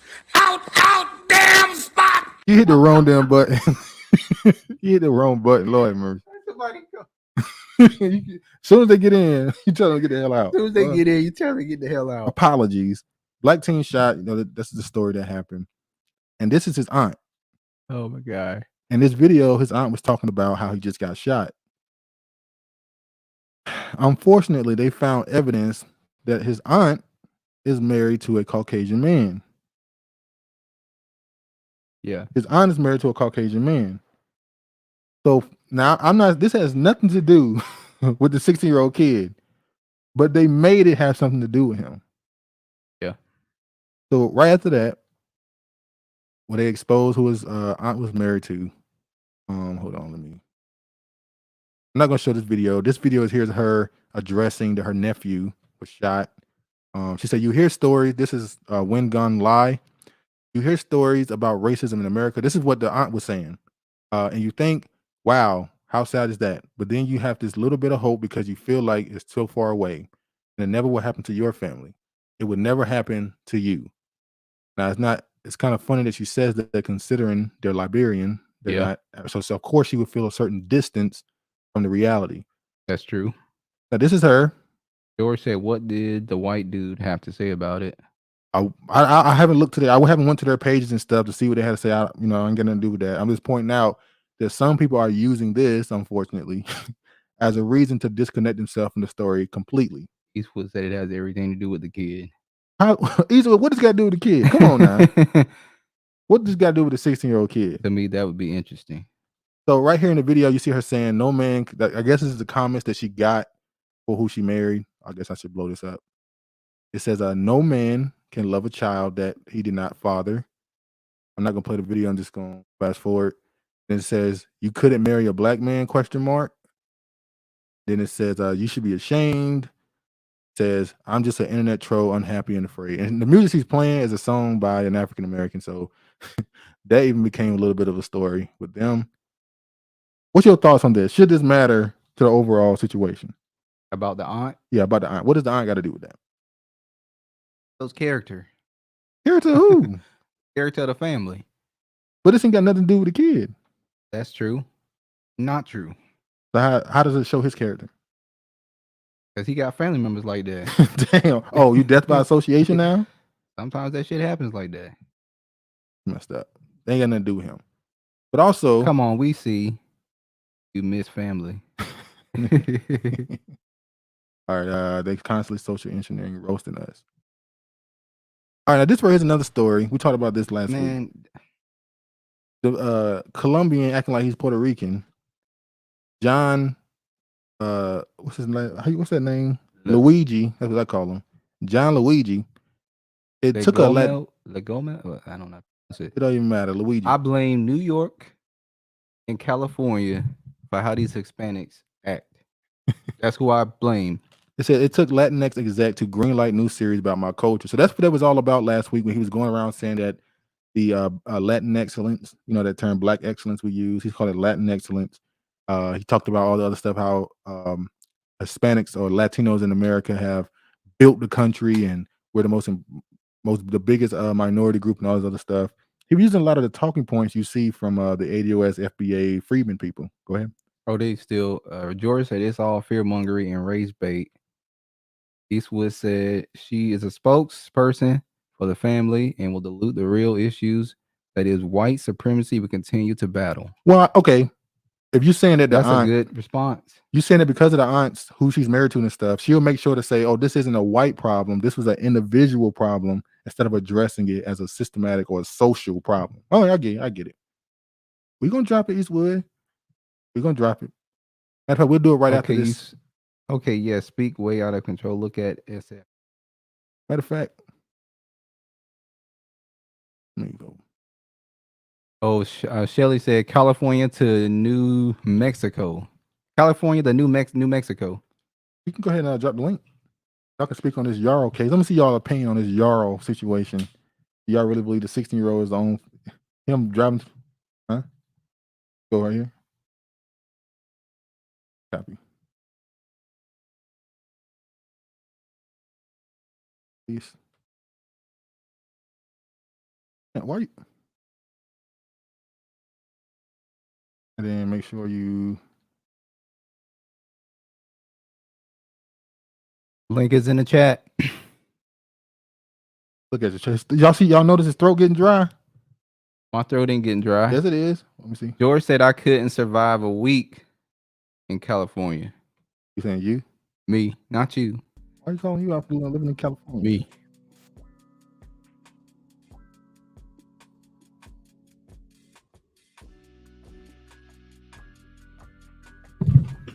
Damn, Travis. A nervous boy. He dropping his phone, his hands shaking, his lips trembling, y'all. This is sad. Lies. It's bad out here, y'all. It's bad. Tell lies. Make no sense. Yo, you right there. Oh, yeah. What up, Eastwood? What up, though? What up? How you doing? How you doing? Hold on. Let me stop. What? I spoke to you last time. Let's see. Go ahead, Travis. Address him. How you doing, Eastwood? What's your opinion on Damn, that was so. Why you acting like this is an interview or something? Fuck you. What up, Eastwood? What you think about the yard? Come on, man. I'm not scared at all. What are you talking about? I'm sorry. What's the question? What's your opinion on the shooting? Well, I think number one, I just kind of want to fast forward to the spokesperson, that bed wench. Straight up, she gonna change the narrative, man, and she straight up. I mean, she gonna dilute the whole issue, man. That's what she gonna do, and then she gonna just like what you said. She gonna come out and say, well, it's not a black and white thing, it's a gun control thing, and that's it. You know what I'm saying? That last interview she had, man, she was bucking and smiling and everything. So she was happy to get that attention. Yeah, that's exactly what it was, man. I mean, it was sad because she didn't mention anything about white supremacy at all, and she can't because she sleeps with it every night. Exactly. And another thing that happened is I noticed that she has a TikTok platform she's already trying to build. You know, there's this niche audience out there of these interracial couples on YouTube and TikTok and stuff. Pop off with that. And she's trying to pop off with that. So she's looking at this as an opportunity to really come up. Like, unfortunately, exactly. Experience of her nephew. The biggest positive is that he actually lived. I mean, she just happy he lived, but the whole situation, she probably don't even regret it happening. So Foreign Exchange is saying in the comments she's not a bed wench. I mean, you know, you could come in the studio too, Foreign Exchange. We can talk about it. So if you sleeping white, acting black, you a bed wench. It is what it is. I'm just saying, man. We be back here, internet gangster and shit. Get on the platform so we can talk about it. Exactly. Well, you definitely changed my opinion when you brought up the dilution of it and how she can change the narrative of the whole story. So I definitely agree with that part. But that's why I said she's trying to all lives matter, because that's what Black Lives Matter did. I mean, they flipped the whole thing on us, man. Ran off of Timber's mother's money and all that stuff. Used the death of black people to profit and don't reinvest back in our community. But they go to Canada and spend money on $1 million mansions and Ferraris and shit. So you know. Yeah, that's how they do. Yeah. Let's get this other guy for you. Got somebody else who want to talk. You want to stay on, or you want to? Yeah, I'm gonna go on mute. I'm still on the grill. Okay. Right. Take him down. All right. Take him down. Cool. Hey, how you doing? What's up? How you doing? I can't say your name. You tell us what your name is. Motherfucker, it's me, George. Oh Lord! This is George. What's cracking my ears? What's good? What's good, nigga? Pause for a second. Especially to that bitch and nigga Candace. Nigga, you now you ready to talk, son? Now you ready to have a good day? Hold on, nigga, I'm ready to talk. No, you're not ready. You know why? Because you're not black enough, man. Stop talking like you're so black, and let's go on and be real about it. First and foremost, man, you've been serving your white masters very well, trying to get Duke caught up all the time. You've been very non-answerable and very open-ended on your goddamn answers when you ask the question. That's fine. Your white masters, your white zaddies taught you well. Now, today you're going to learn what a real black motherfucker's like. Nigga, get the fuck out of here. Don't mean my nuts don't swing. Hold on. So, other than that, how you doing today? Hold on. Nigga, I'm trying to be amicable with you right now, nigga. What? Who? What? Where? What? Yeah, you heard what the fuck I said. I didn't hear what you said because you're not black enough. Put some bass in your voice. Be black. Nigga, put some bass in your motherfucking voice. I thought you was more. You not gagging and coughing today, man. You got some black-itis on you or something? Oh, okay, hold on, y'all. Hold on. Let me say something right quick. Damn. George, yes, Duke, how you doing? You don't sound nothing like I thought. Yes, Duke, how you doing? What, George? Why you got so much fucking smoke for me? What did I do? Hold up. Nigga, on issue 100, you really wanted the smoke. Now I'm here. Now it's too much. Thank you. Nigga, there ain't no motherfucking smoke. That ain't what you just said. Now you lying again. Damn, Travis, can you just go on and be real for once in your life? Nigga, I'm always real. Every motherfucking day. All right, George. Let's hear your opinion on the rap Yarl situation. Bottom line is, I told you the boy is autistic, so it's Kawhi Leonard from the Clippers, man. He's just functional. Oh, and you said I'm autistic too. You must be. The way you acting, just listen to you. Well, what you mean? Just listen to what? I never heard somebody so unsure in my life. That's why you give me confidence. Thank you, Travis. Oh Lord, y'all going crazy. So you just think he's an autistic kid? You think that's the whole thing of it? Yes, sir, I do. That's your simple answer to that? He's just autistic? Like I told you, Kawhi Leonard on the Clippers is the quietest kept secret. He's autistic as well, but he's highly functional. He's a basketball player. He doesn't participate too much in commercials. He doesn't talk too much. He's not a leader. And in the off season, they say all he does is drink beer with his uncle. That's all he does. Why is like I just told you? The boy might be a little slow. He could get lost. GPS won't work on a phone because if you have a phone with GPS and you can't use it because your brain ain't there, it doesn't matter. I'm okay. Does that make sense to you, Travis? No, shit don't make sense to me. It's bullshit. Of course it wouldn't, because you're too damn slow. Yeah. Nigga, get your bum ass off the fucking street.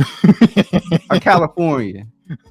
Hold up, my ass ain't on the screen, but my mouth is. But man, you coagulating. So here's the bottom line about this: you talk shit about California, bro, but you couldn't last 5 seconds here. Last 5 seconds with you? You know why? At least I would take a fade from a Samoan. You lick his ass cracks. Shit, you out your rabbit ass mind. First of all, I ain't gonna say I take a fade for no fucking Samoan. No, you ain't gonna have to say it. It's gonna happen whether you like it or not. That's the facts, my nigga. Suck it up, All right, George.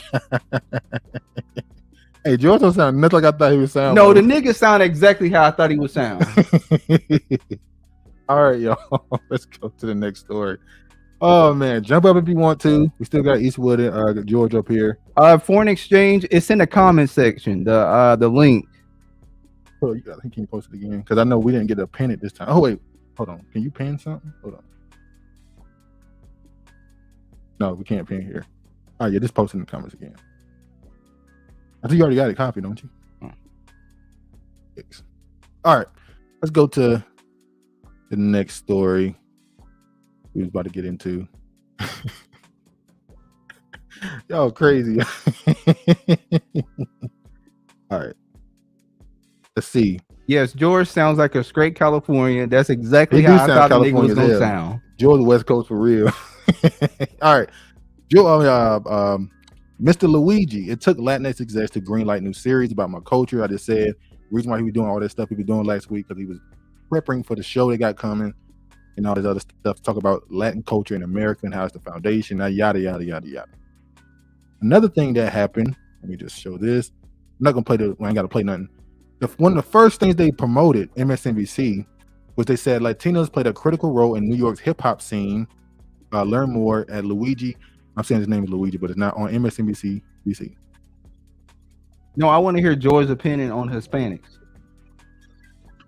It's simple, man. Latinx. You talk to any Hispanic person, and they'll tell you. I don't know why the fuck they keep on putting Latinx out here. We're not LGBTQ. However, you got Latin politicians that accept Latinx for the bag it brings. Yeah. Secondly, that's been that way with Latinos, getting more fucking political clout than we do. Like I tell people all the time, if you want politicians, fucking grease their palms like everybody else. We ain't greasing no palms. We fucking begging like Travis. Please help me. Please, Why you do that? Why you do that to George? You see what happens when you try to be nice to a nigga? I'm trying my best not to get out of character with this elder. I'm trying my best. See what happens? Should have did that. Go ahead, finish. Okay, so like you said, they don't even like the term Latinx. They don't even like that term. So for him to use that, I mean, he's working with probably the Democratic Party. This is more of a ploy to gain an audience so they can push them towards the Democrats to vote for them. I'm pretty sure at some point politics will be involved in his little mini series he got going here. All right, let's move forward. All right. This is an interview he did. You know, conservative.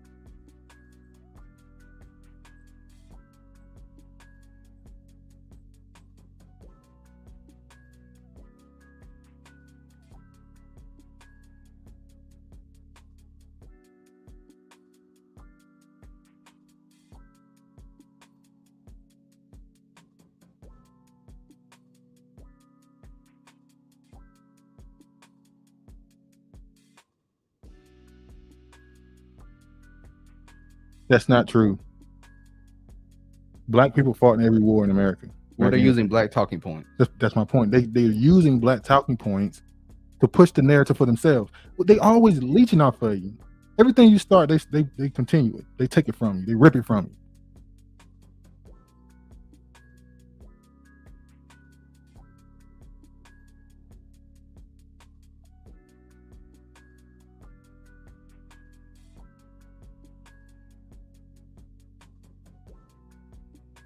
They're now trying to take the word woke. The term woke now is being applied to Latin people. That's black people.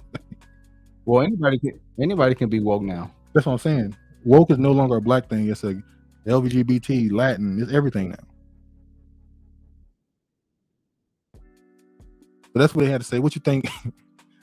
Constantly taking on the talking points. Well, they're not the only ones that do it. I'm not saying they are. We seen Indians do it. But India's been getting connected to Black Americans since forever. Like, anytime they mention African American, they put Native American right behind. No, not the Native Americans from you remember the country of India? They did it. Oh yeah, what you mean? Oh yeah, they did I'm a man. I'm a man. They did a marches where they had the signs I'm a man. Oh, somebody was up here, Lola. Oh, sorry, I think they're still here. No, they left. They're still here. Hold on. We was about to bring you up. Okay, they still there. You want to bring them up first? Yeah, go ahead. You can bring them up. Lolo.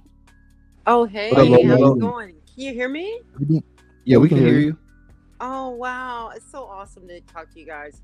I've been listening to you guys for a while, and I remember from the very beginning, it was so cool because it kind of reminded me of Spike Lee. Okay, that's At the cool. beginning of What do you mean by Spike Lee?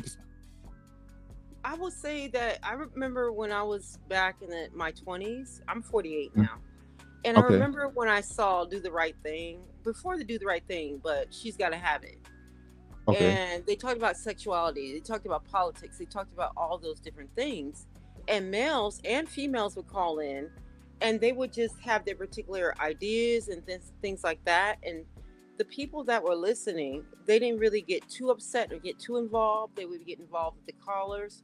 But you guys have a lining of certain things that you guys talk about, and you talk about amongst yourselves, but you give a certain perspective that is really enjoyable on a Sunday or Saturday. I could just sit back here. I'm in San Francisco, mind you. You know, like you talk about certain personal, issues and stuff, and I could tell you, you know what I'm saying? You talk about San Francisco, you talk about immigration, you talking about what Black people go through. I could tell you, But I'm not the usual person that would call in. I talk to people out in the streets, you know, not my next door neighbors, because depending on if they're black or whatever, I talk to the people that clean the streets. I talk to the janitors in my building. I've worked in corporate, but I always respect people. And people give me a whole new idea about life and how I speak and how I respect people. And I love the way you respect the issues and the things that who you are as humans. Because on YouTube, a lot of times with black people, we gravitate. I'm not saying that I'm not one that don't do it either, but I was like tired of it. So I like to relax and do my dishes, work, do whatever I have to do, and talk to black people that are talking about things, but they don't get too involved. They talk about issues that really do upset us. Yeah, you know what I'm saying? Really appreciate the perspective. We try to speak on diversity of things and talk about a variety of things and things that interest us. So I really appreciate that you enjoy it. That's really really good to hear. Exactly. I said I know they're gonna know that I do that, but at the same time, I eventually want to say something. I don't want to wait because I'm not gonna be here. One day I'm not gonna be here. Exactly. I have 2 children. One is 24 and the other one is 27. But I try to inspire them, because you inspire me as a black woman. You inspire me. A lot of black men don't understand. They inspire me because they're not doing what the general aspect of what society or the media is saying, because you always giving me a light. Wait. So I feel blessed, but also I can come in and eventually say what I feel. You know what I'm saying? And I'll do the bullshit with you. I'm gonna tell you the same things you're talking about. I'm talking about with other people. Different generations, because we're affected too. We see what happens. When kids go out and they steal and they rob or whatever. We always wonder what could we have done better. Mm-hmm. Even my own kids, I said, what can we have done better? And then when I see somebody in their 30s and 40s, they yelling, they complaining, they screaming. I didn't even know all the time to do that because I needed to go to work. I have an identity, even though I go to work, but I'm still a person because I take care of my mother-in-law, my parents. They're in their 70s. I could scream and yell, but I love to come back to you guys and support you guys and not feel afraid because, every male don't do that for me. Every black male don't have to do that. I didn't ask them to do that. You do what you do. I'm going to celebrate you. Thank you very much. Really appreciate the support. Thank you. Hopefully we can continue. No, because I know you're going to. You always you won't go back and forth, but you stand on your points. Yeah. And you stand on your 10 toes. And I say they go back in real good conversation because you're not yelling at each other. You respect one another, and then you move on to the next topic. I said I had to learn how to do that with my siblings before I got out here in the world. So, you know what I'm saying? You get tripped up by arguing with people at the corner store, arguing with people out in life. You conduct yourself so well. I just want to say thank you. Well, thank you. Thank you very much. Because you don't never get to thank you until maybe you my age. I'm 48, but that don't mean I can't get thank you, but I'm not expecting it anymore. Okay. I just like to do the work. So, I'm sorry. Well, thanks for calling up, and we enjoy talking to you. You have a good. You too. All right. You too. All right. That was it. Okay. Brandon was up here, but he got back down.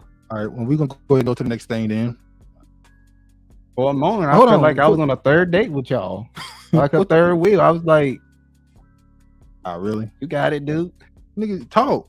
No, I didn't want to. Y'all was having such a good conversation flow that I didn't want to intrude. Okay. Oklahoma County Commissioner resigns after being recorded talking about lynching black residents. McCurtain, how you say it? McCurtain County Commissioner Mark Jennings is the first to step down among the 4 officials allegedly caught on the recording. Wow. An Oklahoma County Commissioner who was secretly recorded reportedly talking about killing reporters and lynching black residents after a public meeting has resigned, according to the governor's office. The county commissioner, Mark Jennings, delivered a handwritten resignation letter to the Oklahoma governor, Kevin Stitt, 2 days after the governor called for his resignation and for resignation of Sheriff Kevin Clardy and 2 or 2 other sheriff department employees as spokesperson for state confirmed. Effective immediately, I, Mark Jennings, do hereby resign as a county district number 2 commissioner. Jennings wrote on a white-lined notebook paper. I will release a formal statement in the near future regarding the recent events in our county. So let me try to play this video. If it works, it's a little laggy when I play it like this. It should work though.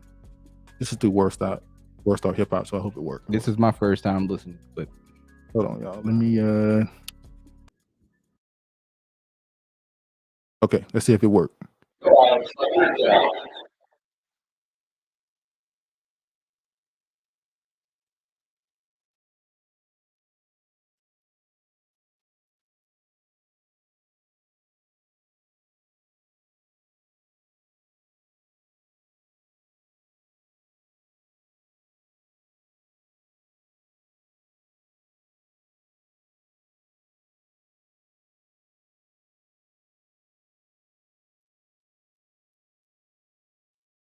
You remember when we did that little skit off that video you did? Man, I said, yeah, the daughter's gonna start. oh yeah. Now if they don't tell me, they don't remind you when we did that shit. Yeah. Now at the end there, he said that they got more rights than us. That's something you would hear back in the during the civil rights era, the 60s. They would say they got more rights than us because they say anybody who has an advantage, anytime they feel equal to someone, it feels like a disadvantage. That's true. How the hell the man said he would run for sheriff if he could hang could hang black people. Yeah, I would run for sheriff if I could hang a bunch of niggers. God damn. That's how you really feel, I guess. Just the niggers. And it's always just the niggas, ain't it? It's always just the niggas. Not the Hispanics. That's or the Asians. We the only minorities. Only one. They get chosen. Let me play this.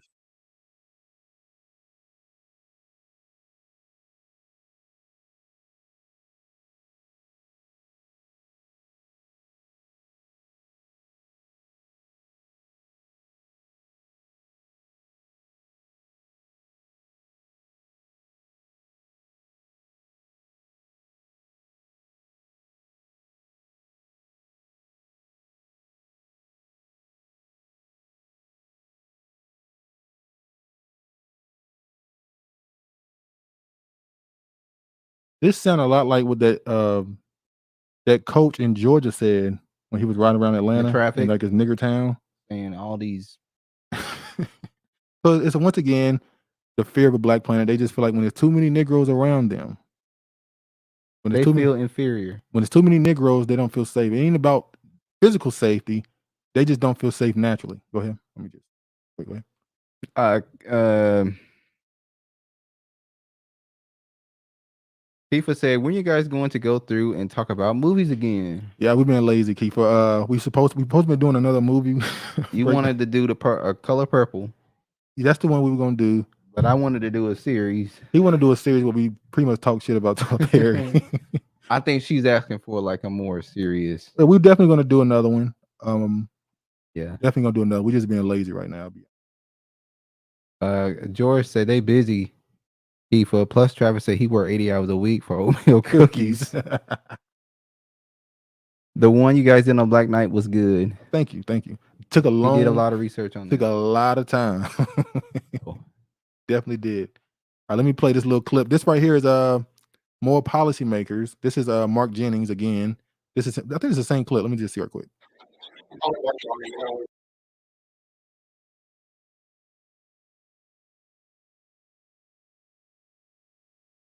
Well, this is the same thing. This is basically what he said earlier when he said that he would run for mayor. He would run for sheriff if he could hang niggas and all that other stuff. So, all right, let's get to this. Meek Mill honors victims of Holocaust by joining March of the Living in Poland. He loved the tiny hats. Now, this is what people do when the reason why he went to this, obviously, is because Robert Kraft, the owner of the Patriots, they said he called or he was invited to go to this to help Robert Kraft spread his message, apparently. And this is what happened when you want to be around billionaires too much. You look crazy. True. When we first saw Meek Mill around these billionaires, we saw him on a tennis court, bunny hopping on one leg. And everybody was like, that don't look good. Makisha. There's some stuff going on. I mean, it is what it is. More than likely, it ain't just bunny hopping that he's willing to do. Makisha. Meek Mill joined the annual pilgrimage to honor the victims of the Holocaust this week when he traveled to Poland for the March of the Living. Rapper posted a picture on Tuesday, April 18th, from the meaningful mission in which he was seen walking with longtime friend and fellow activist New York owner Robert Kraft and Warner Brothers Discovery president CEO David Zaslav in an Instagram post captioned, "Very impactful day." Program that draws hundreds of people from around the world of an educational program about the history of the Holocaust has attendees marching down to the same 3-kilometer path from the Auschwitz death camp, from the camp on Holocaust Remembrance Day, also known as Yom whatever, the tribute to the 6 million Jews slaughtered by Adolf Hitler and Nazi regime. This is what he's willing to use his platform for. What you think? Shameful. Is it shameful? The tiny hats are pretending to be you, and you go over there and you march with them. That's shameful. Well, that's what's going to happen at this point. Keeper said, Meek is a clone. You think he never made it out of jail? that whole jail story was weird. Remember the judge, black female judge. She was trying to get him to do something, and they wouldn't let him do it. And she had a history or something. It was a weird situation going on with that. Meek got a very strange rise that he had. George, that's a good point, Keith. A lot are just that. Hold on, let me go to the next one.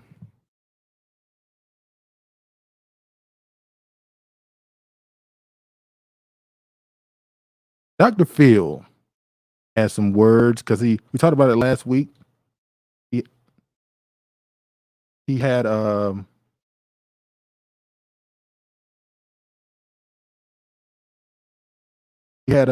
Dr. Cindy Darity on his show, and they talked about reparations. And at least they were setting it up. Now they actually had the show.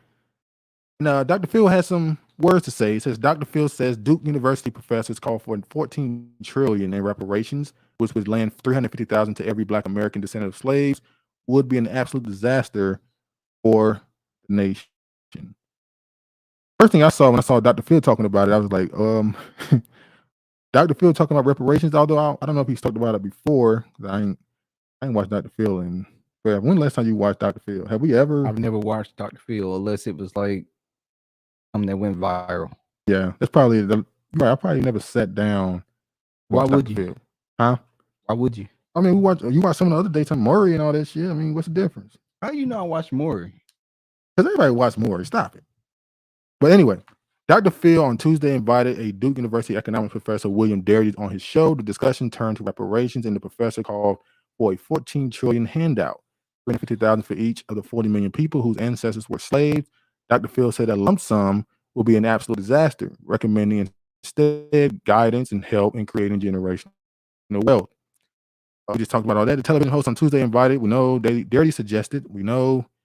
George, why you always got to shit on Dr. Umar Johnson? Doctor Who? He's just as important as Umar. His name is Dr. Umar. Have some respect. DR.Phil challenged Darity's plan, arguing that people would mismanage the money. I can tell you from a psychological perspective that if you take $350,000 or $840,000 and you write a check to any group of people, Black, white, poor, homeless, whatever, you give any group of people that much money and say, there you go, best of luck. You come back 6 months and they'll be broke, he said. Well, we heard it all the time. You think there's any validity to that statement? Calling it a handout. The money is owed. Exactly. Do you think there's any validity to that statement that he said right here? When he said that if you give anybody money, a bulk of money, regardless of their race or background, you come back 6 months later, they will be broke. That's not for everybody. But we've heard that from a whole bunch of people. Within that's just the Black way to community. say we're not gonna give you the money because you're not able with it. Yeah. You think it's a cop out for not wanting to give you your day. When I say valid, do you think it has any truth to it? Or do you think it's somewhat truth? But that doesn't mean that people should not be able to get their money. They're allowed to do what they want to do with it. Is it the community's money or their money? That's a whole other topic. Should reparations be paid to the community as a whole, or should it be to the individual? Lord, what's wrong with him? Meek, Lord, Gina Omar. Lord. Goddamn, keep arrest my case. Bob Kraft knows what the hoes at. Tifa. She said The last time I watched was with that Cash Me Out. I was just girl. thinking that in my head. Last time I saw a clip was from that situation. Because that's what made him pop. It's the side right here. Oh. just fuck it up, ain't it? I think there's some validity to it. I mean, it is. But should it deter us from wanting it? Why didn't he question the Ukrainians? Because he's not going to. They never do. The same way they never even need a study for anybody else. No. Why didn't he question the tiny hats that continues to get money from the U.S.? Because they own the network. They probably own the damn network. They probably do. Money owed to Black Americans born in America was slaves. They family tree. They wanted to go to particular people, I guess. That's where you get the boule and all that from. That those talking points, they believe it should go to one organization that disperses it or uses it throughout the community what they figure the proper way. You think that's the way to do it? Instead of giving it to people, give it to the community that goes into an organization and they decide where it goes. No, you give it to the people and the people decide how they choose and want to spend and invest and do with their money. I keep saying if they give it to you, you got to go. Well, I think most Black people ain't would a problem. You won't even answer the question if you would leave. You still won't answer that question. All right, let's move forward. Why didn't they question the Southern wives of the Confederacy that continue to give reparations till this day? They don't have no questions for them. Let me this video. Ooh. So this is the clip of him saying it. Look what George said. Right. If Black was given reparations on earth, why go to heaven? That's crazy. Well, people, there's a belief amongst some people that heaven and hell is not a place. It is a condition. So right now, while this is Black people's hell, this will be white people's heaven. The struggle wouldn't be real. Oh, Tifa. What are the Chinese doing? But they in the background, prepared to take over everything like always. They've been waiting for the last 20 years. It's too much like white to treat Blacks like white. Hey, what's that movie? We Django? Should consider what other communities are doing and possibly use their techniques. Tifa. Well, Asian people doing what George talked about earlier. They using PACs to buy politicians. Really flawed. They don't do Black people in any way, shape, or form globally. They've never given Black people money. But back to what George said when he said treating Black people white is impossible. Remember that movie Django when Jamie was on the horse and name the older one who played the coon? Samuel Jackson. Samuel Jackson said, not Samuel Jackson, but somebody asked, he free? He on a horse and all this stuff. He's like, how do I treat him? He said, treat him like a free man. He said, you mean like a white man? And he looked at him, no. So even a free Black man wasn't a white man. So even in that movie, yeah, that was funny. Civil rights activist says he doesn't support reparations for Black Americans, need to look toward future. Should reparations be given to Black Americans? Some people claim that the way to solve the huge disparities in race caused by Black enslavement in America is to pay compensations in the form of money, homes, or land to address the harm. However, some critics say today's generation shouldn't have to pay for something they didn't do. Bob Woodson, civil rights activist and author of Red, White, and Black, Rescuing American History from Revisionists and Race Hustlers and Lessons from the Least of These, says he does not support reparations. When you go into slavery, it's much more complex than white people were the oppressors and Black people were the victims. Adding to the 3,700 free Blacks who owned 12,000 Black slaves, Blacks really benefited more from the first 100 years of slavery than we have in the last 50 years. Woodson says Americans must look beyond solutions saying that the Blacks only benefit if whites lose. We have to be defined more than just victims of oppression. When whites were at their worst, Blacks were at their best. That's the point. Now, I'm not a person that says anything or believe in the idea of equality. It doesn't exist. What's that saying that I hear Stephen A. Smith say all the time? A fair is a place they judge pigs. Yes, that when Black people are at their best, white people are going to be at their worst. That's always going to be happening. Not just white people, but in general, you can only have one king. You only have one kingdom that's dominant over everybody else. One leading class. Exactly. You can't have everybody equal because it's natural to be There's partial no equality to your own. in the Bible. Huh? There's no equality in the Bible. No, there's always a top ranking. It's always natural to be partial to your own people. Even amongst the tribes, there's it's ranked. Like, it is what it is. Like so. And that's a civil rights activist saying that. So we got a lot of digging to do. Say it like that. Descendant of slavery says her family received reparations and it changed the course of their lives. That's speaking to George's point. So this woman right here, she was a descendant of slaves. And she said her family did get it, and it obviously had an impact on them. I have a very strong feelings when it comes to reparations because my family received a form of reparations. Patrice says her great-great-grandmother, Florence, was born a slave to a white slave owner, father 6 months before the Emancipation Proclamation. She says that when Florence got married, her father helped her buy 40 acres of land, and my family got reparations from my great-great-grandfather, Ephraim Payton Jr., Patrice says. This property has been passed down and has remained in my family for over 4 generations. The land that we've inherited has kept my family together through generations, which is not typical for a lot of Black American families. Without this property, my family wouldn't have a leg to stand on. Here, more of Patrice's story in the video above. So that was just us giving her story of because they got that land, they was able to keep a certain level of wealth in their family. Generational wealth. Regina, if you believe stats, Black people spend in trillions, so that argument is weak. If you can believe. That's another people that make an argument against that. Do we really spend? Are we really that big of a spending group, or are they just lying? We don't know because they got the numbers.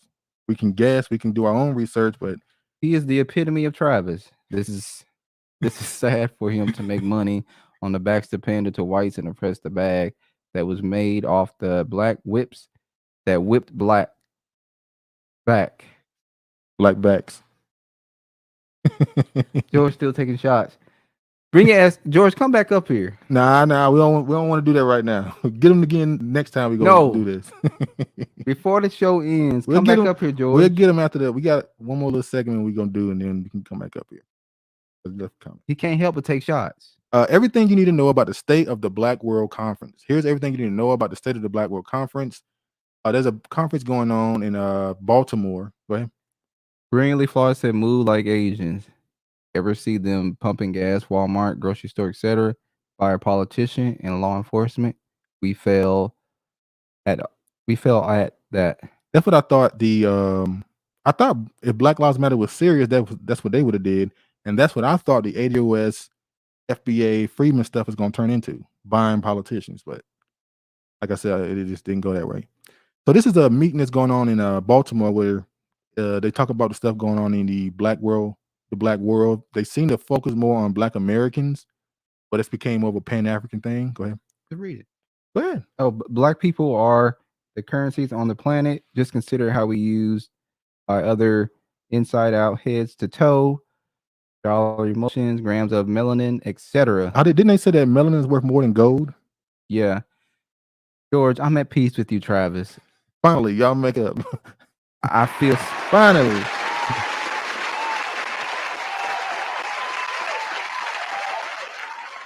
Okay, that clap is kind of long. I'm gonna have to shorten it up. Clap kind of long. I feel satisfied. You got your gun loaded. Nigga, you lying. You still taking shots at me. And I don't know why you feel satisfied. I guess you feel like you came up here and you told me off. You told me something. Nigga, nothing changed.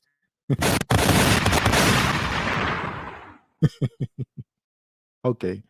So this right here is the people who started the Black World Conference. They are a Pan-African organization. You see right here, live for day 3, cross-generation discussing the role of hip-hop in the Black liberation movement. And they talked to Prime Minister of Grenada. If I'm not mistaken, the Ugandan man came there who did like a little rap. I think they said he's a Ugandan president, but I don't think that's true. I think they misinterpreted. Gave him a wrong title. Not them, but people across social media. Line. Former Jamaican Prime Minister will call for a transformation of post-colonial societies. Prime Minister of Barbados attended. And obviously they talked about, and they started with a conference to assess crisis displacing Black people and Black culture. One of the main things they talked about, obviously, became a discussion with reparations. And that led to a lot of people being like, we don't want y'all in that discussion. We know that y'all believe in the idea that it should go to all Black people and it shouldn't be a thing that's targeted at different parts of the different governments.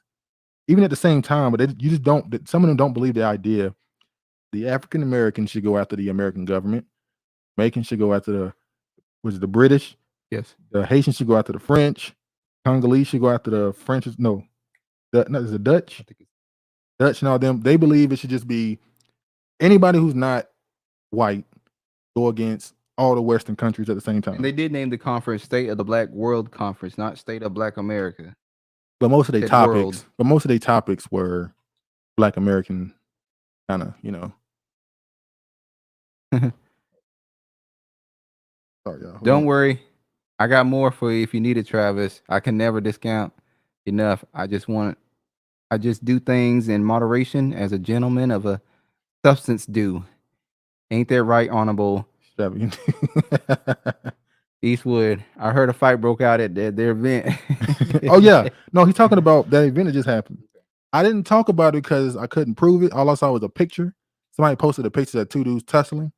And they said at the event that they were fighting. They made a joke, I guess. They made a joke and said they were fighting over some what's that? Grants. I thought they were fighting over the Kente Clause. So I don't know if it was true. That's why we're not gonna bring it up. I couldn't find the video or some proof of it. Hold on, y'all. I'm sorry. Hold on. All right.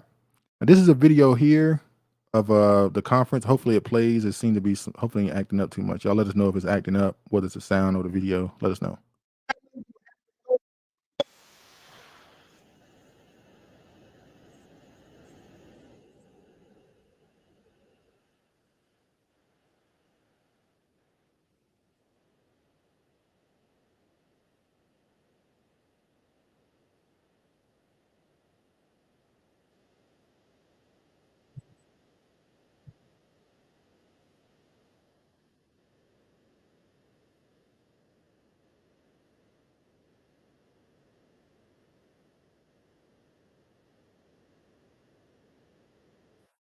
So basically, he turned the reparations arm thing and said we shouldn't use that as a way to separate "quote unquote" Africans.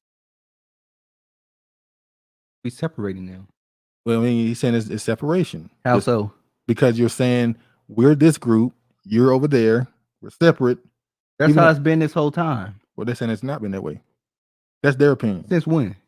I don't know. I mean, I'm just okay. Don't shoot the messenger. I'm just saying what they're saying. They saying it hasn't been that way, and they're saying that messenger. They're saying that the ADOS, FBA, the Freedmen movements are the ones who created the separation. They're helping create a bigger divide. I'll say that. They're not saying they created it, they're saying they're making it bigger.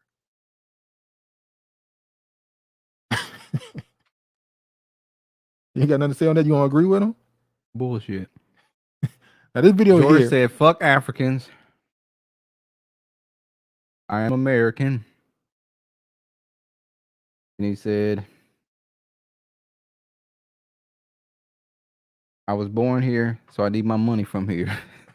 Talk about the AI movement, song vids, etc. Unusual, usually officially over. They can make artist voice, video to match. Dead or and that's exactly why music is dead now. We were gonna talk about that next week. I'm gonna ask the question I asked Travis a few months ago. I asked Travis, what is in the new world we're in now, what is death? We saw with Disney, they have control over people's faces. So if you join Disney and you're in their movies and stuff, and then you pass away, they can buy ownership of your likeness. And when they do that, I mean they have control of your faces. And we know we got the deep fake stuff going on. So they can put you in there on your voice and your likeness. So they can put you in a movie now, and you've been dead for 40 years. Africans didn't share their wealth with us. They took $55 billion in reparations. Eastwood, fuck them. I disagree. Fuck. Music. We're gonna talk about that next week. The music system is officially over. Creativity is at an all-time low. So I'm not surprised that this is happening. No brilliant is not. I always listen to older music. But yeah, never fade. I believe deep fake and AI. I think the deep fake, the AI, they're releasing this stuff in pieces, so that when they tie it all together in 3-4 years, you'll be okay. This is what they plan on doing. I said it. When you talk about big time celebrities, they can now they can create a Jonathan Majors without the baggage. They can create a person like that. Remember we talked about a story I think 2 weeks ago of a company that was using AI to generate models to put their clothes on so that they couldn't get backlash for not hiring enough diversity. So they just create a fake person. I ain't got to interact with no black, Asian, white. I ain't got to interact with you. I can use AI to create in the movies too. That's a lot of it.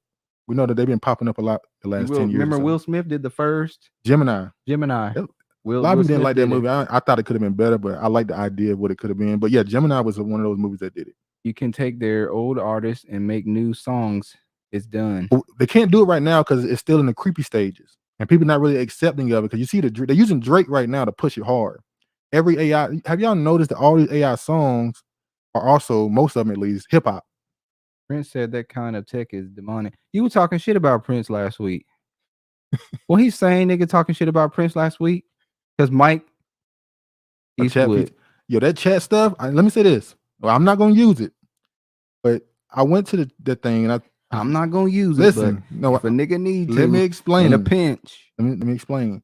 I typed in topics for a podcast or a show, and I said, give me topics to talk about on the show about these subjects, and it really go find stuff for you to talk about. Yeah, and give you stuff you can say during your show, jokes, interesting facts, all type of stuff.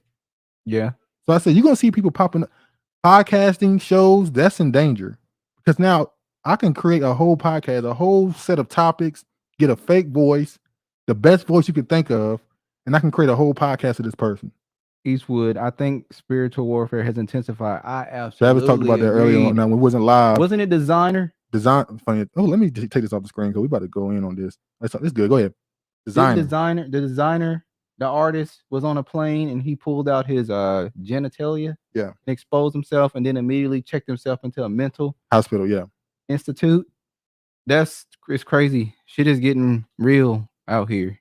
But he might have did that because he's just trying to get some attention. But if Prince said the truth is that hey, the truth don't matter. True. You talk shit about him. I didn't like it. You got my body, now you want my soul. Exactly. Pretty much. That's why I asked Travis. We're gonna talk about it next week. What is death? What is that now? But yeah, let's move on to this next topic. It's the last. This is. I want to get to this. First person charged of a shooting that killed 4 at 16th birthday party in Alabama. I'm only bringing this up to say this is a discussion that. I'm only bringing this up to say when we talk about reparations and bettering our community and fixing our culture, we at some point got to deal with. I don't like this title. I don't like the name Pookie and Ray Ray. I don't like that. But at some point, you got to deal with what that is in these neighborhoods. The shootings is getting. They got something called a switch, so you can make a semi-automatic gun, an automatic weapon. What do we do when we start talking about reparations and fixing the community? What do we do with these people? These young people, most of them are not even 21. Are they a lost cause?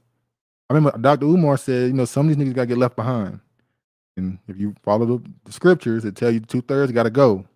That's true. But what do you, on this level, on this two-dimensional level, just on a logistic understanding, what do we do with these young people?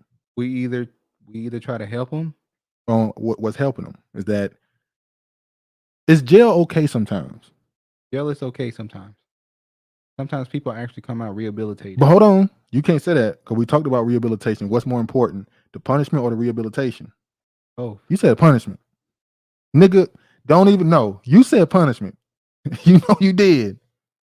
I said both. So now you say both. No, ain't no now I say both. I said both before. Okay, I'll let you have it. No, you ain't let me have a shit because when you say I let you have it, it's like you're lying, but we'll go with what you said. No, I said both. Okay. So I'm only saying this to say this is something that's gonna have to be dealt with. There was a story. Was it what's that? It's not Baltimore. Was it Maryland?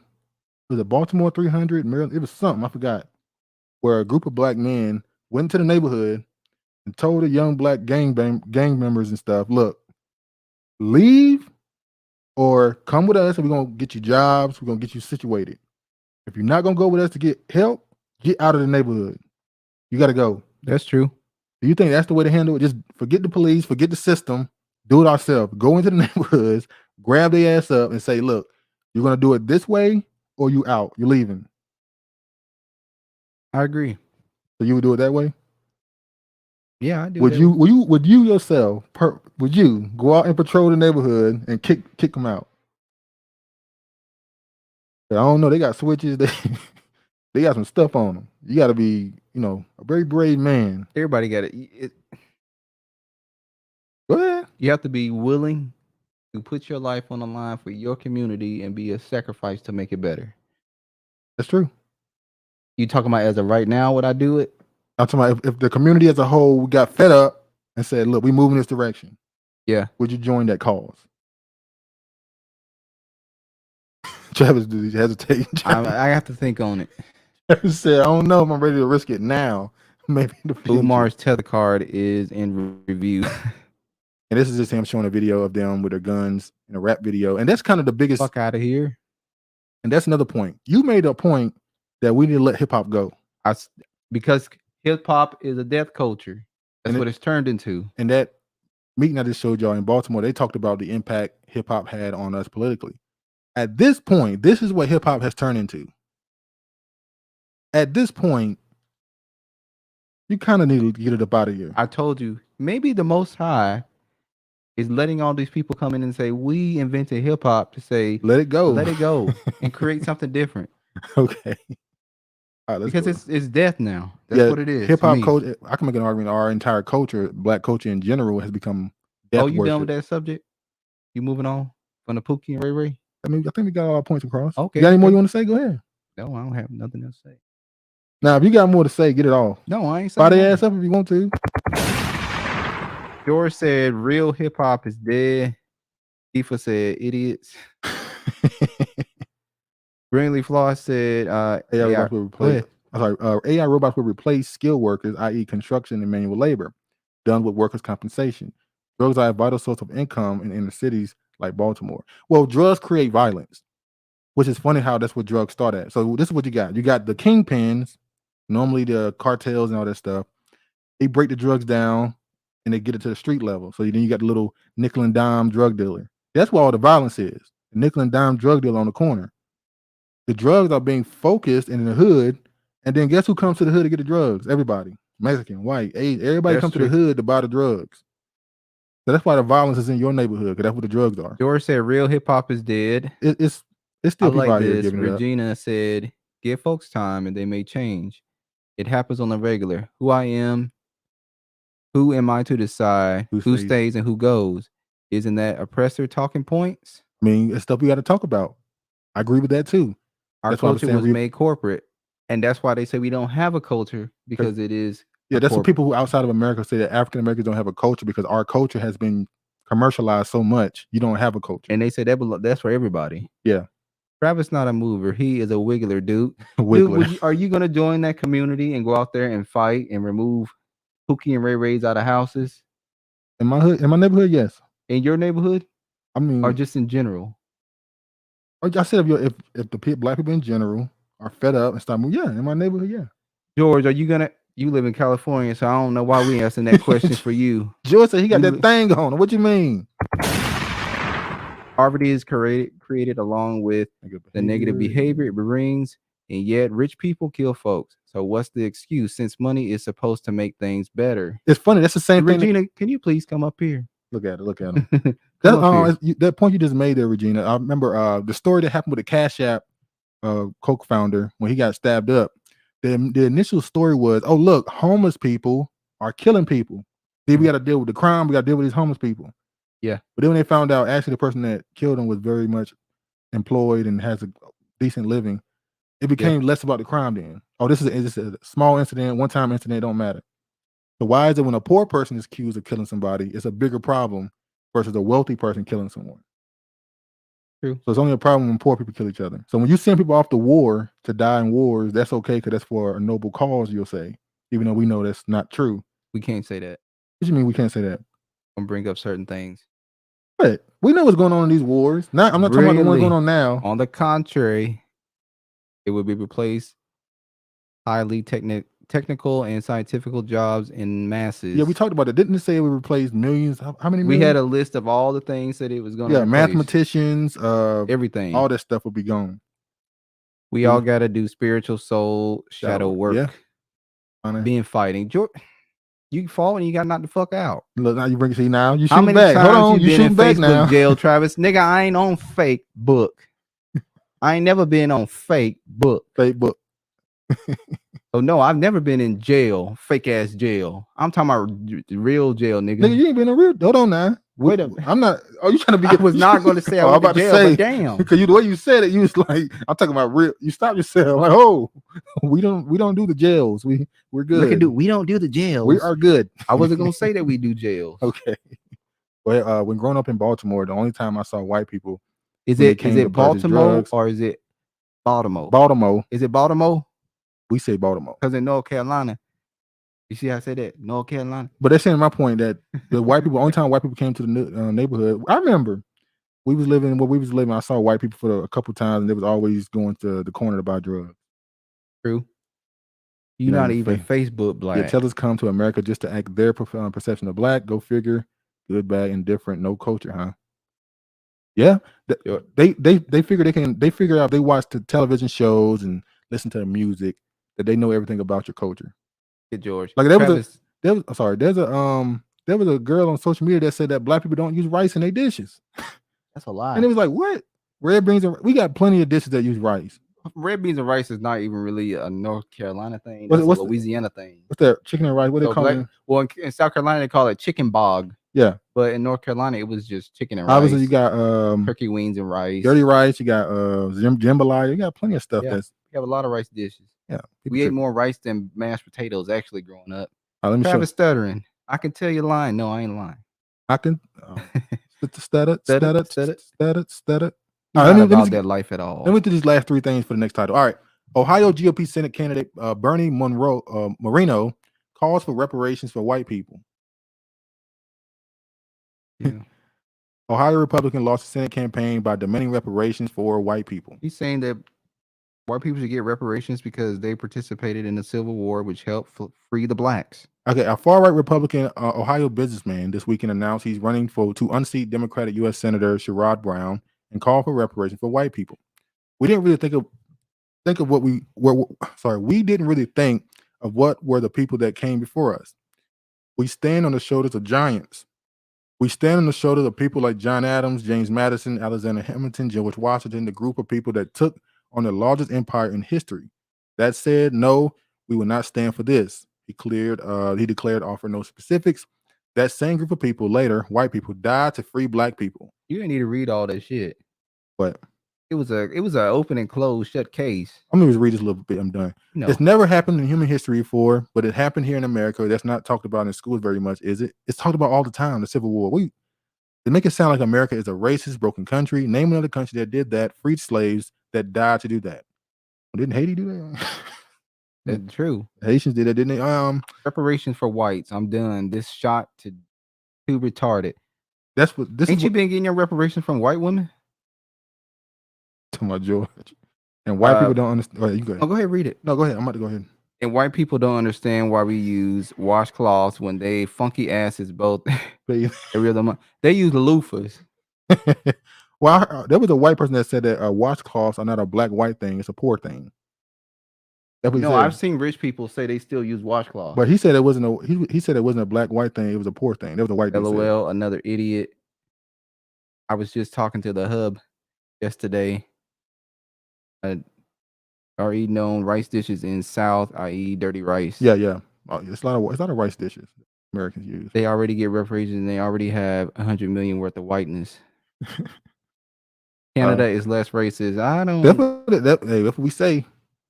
You know, but then the Canadians would tell us it's not as racist as America, and then say that. But we still got to do racism because they want to be part of that. You're going to be one strong without talking about reparations. Canada is fascist. All right, let's. I'm so angry. Chris Christie tells furious down in Brazil to calm down over abortion rights. Yeah, this is shit in that interview. We're not gonna go into this any further. Basically, he said he don't believe he's a pro-lifer, but he will never enforce what he believes against what the voters wanted.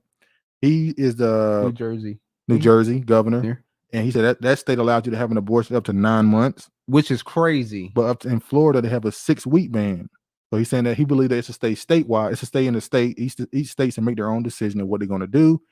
Down in Brazil says, oh, here we go, just men trying to control women's bodies more. And she was very angry. She's I'm mad and I'm mad. I don't know why Donna is upset about abortion because she's a dyke. She ain't got to worry about ever getting pregnant unless she choose to go to a bank, a sperm bank. That's the only time she gonna get pregnant. She got to make a decision for that to happen. But yeah, Eastwood, and we already know they did fight in the Civil War for slavery. They fought for money in slavery. Well, they said now but it's crazy. For years, they said that the Civil War was not about slavery. They said the Civil War was about the North going against the South because the South wanted a central bank. And they didn't want the country to split like that, giving the South a central bank. But that's why they went to war. Now they're agreeing, it was for slavery. It's just like, okay, which one is it? Regina said, my cousin lives there and swears it's racist as hell. And he's with a white woman. Of course he is. He from Seattle, right? They've got a daughter. You don't gotta. All right, I've heard that it's racist too. It's not overtly. What's the word? Subtle racism. Canada is more if you do less. All right, let's get to this quick story. I want to get through. Y'all notice that food portions in America, really across the globe, are getting smaller. You see here it says why food portions are getting smaller. Shrinkflation at restaurants means less on your plate for the same price. Now this was in July of 2022. They're talking about the food portions in restaurants getting smaller. And it has. Then somebody said this is 2023, April 21st. They said, is it just me or are fast food portions getting smaller? Everything is a tapas. Everything. Like small. Like what America used to have as a mega or jumbo used to be crazy. Other People countries like, what the other countries would look at America's jumbo drinks or food and be like, Jesus Christ, what the hell is going on? That's way too much. That's why everybody obese.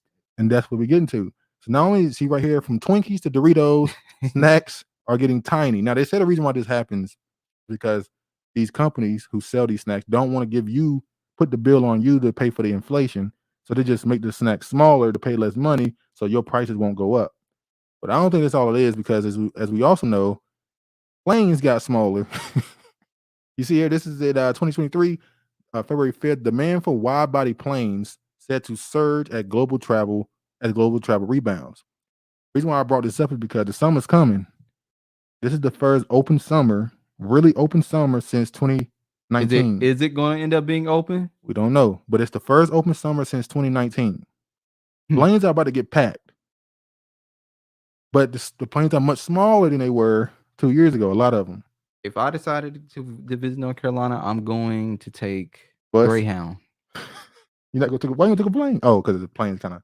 George said I do because the medical doctors and truck drivers did more fighting for freedom during COVID than we did.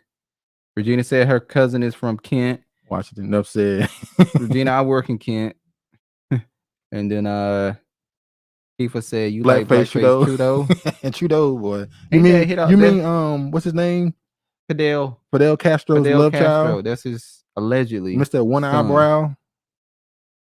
People must know about Kent too. Kent, yeah. The brother's bad in Kent. The brother's that bad in Kent. Damn. They see a black. Only time you see a black man holding with a black woman if they holding her for the police. Is that what goes on in Kent, Washington? Shannon Sharp said that, by the way. Why you had to throw it out there though? We already brought it up. Why you bringing his name? Because every time I get to bring that shit up, I'm going to bring it. I think his kids are black though. So I mean, Travis is at home at Kent. He adores it. Oh, nigga, that's somewhere where I go work. All right, look. Fox News agrees to pay $787 million. He just said, well, LOL. Greatly flawed. Gay women in North Carolina resemble either T-Pain or Twister. Respectfully, damn. You go shit on black. Damn.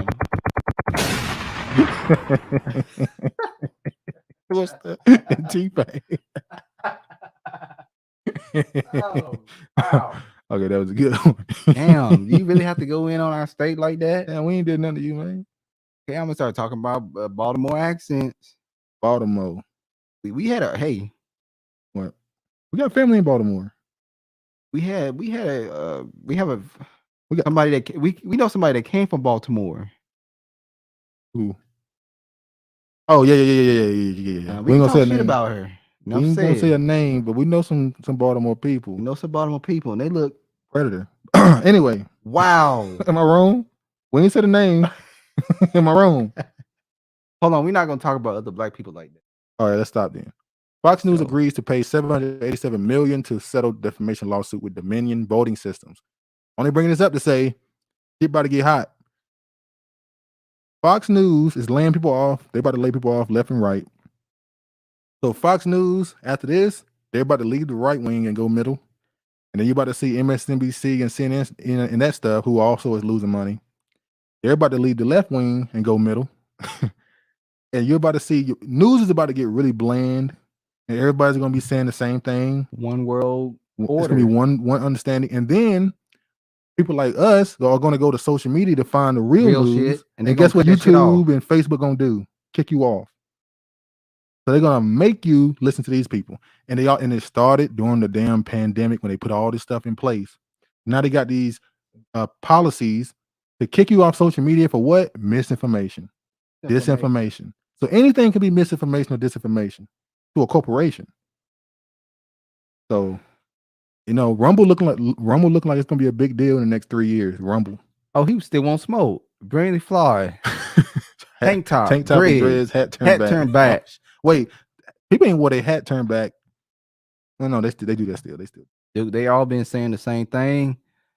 Kiefer or Tacoma. They definitely more black people in Tacoma. The aroma of Tacoma. Well, George, you're right. They have been saying the same thing, but they act like they're on two different sides of the bird. They act like they're two different wings when they're really not even two different. They're not even two different wings on one bird. They're the same wing on the same bird. They're getting ready to be one bird. Yeah, it's going to be one bird now. So, independent media is going to be really necessary the next 3 years. When will they get rid of Tucker Carlson? Or he gonna have to conform. They're saying they got rid of that other dude, Bono, how do you say his name? They got rid of him. So we'll see how quickly they get rid of all these people. And we see Don Lemon on his way out more than likely. Those types. There's recordings showing all news stations saying the same thing word for word, like awesome script. Are you talking about during COVID? That. Yeah, during COVID, yeah. They all say the same thing. Smells like a toilet. You talking about Tacoma smell like a toilet? Yeah. And they always be wearing bow ties with them cheap ass. I asked a journalist about once a sister and she denied it. I almost went ham on me for asking. Heifer, y'all on repeat word for word. Hey, heifer. Heifer. Scallywag.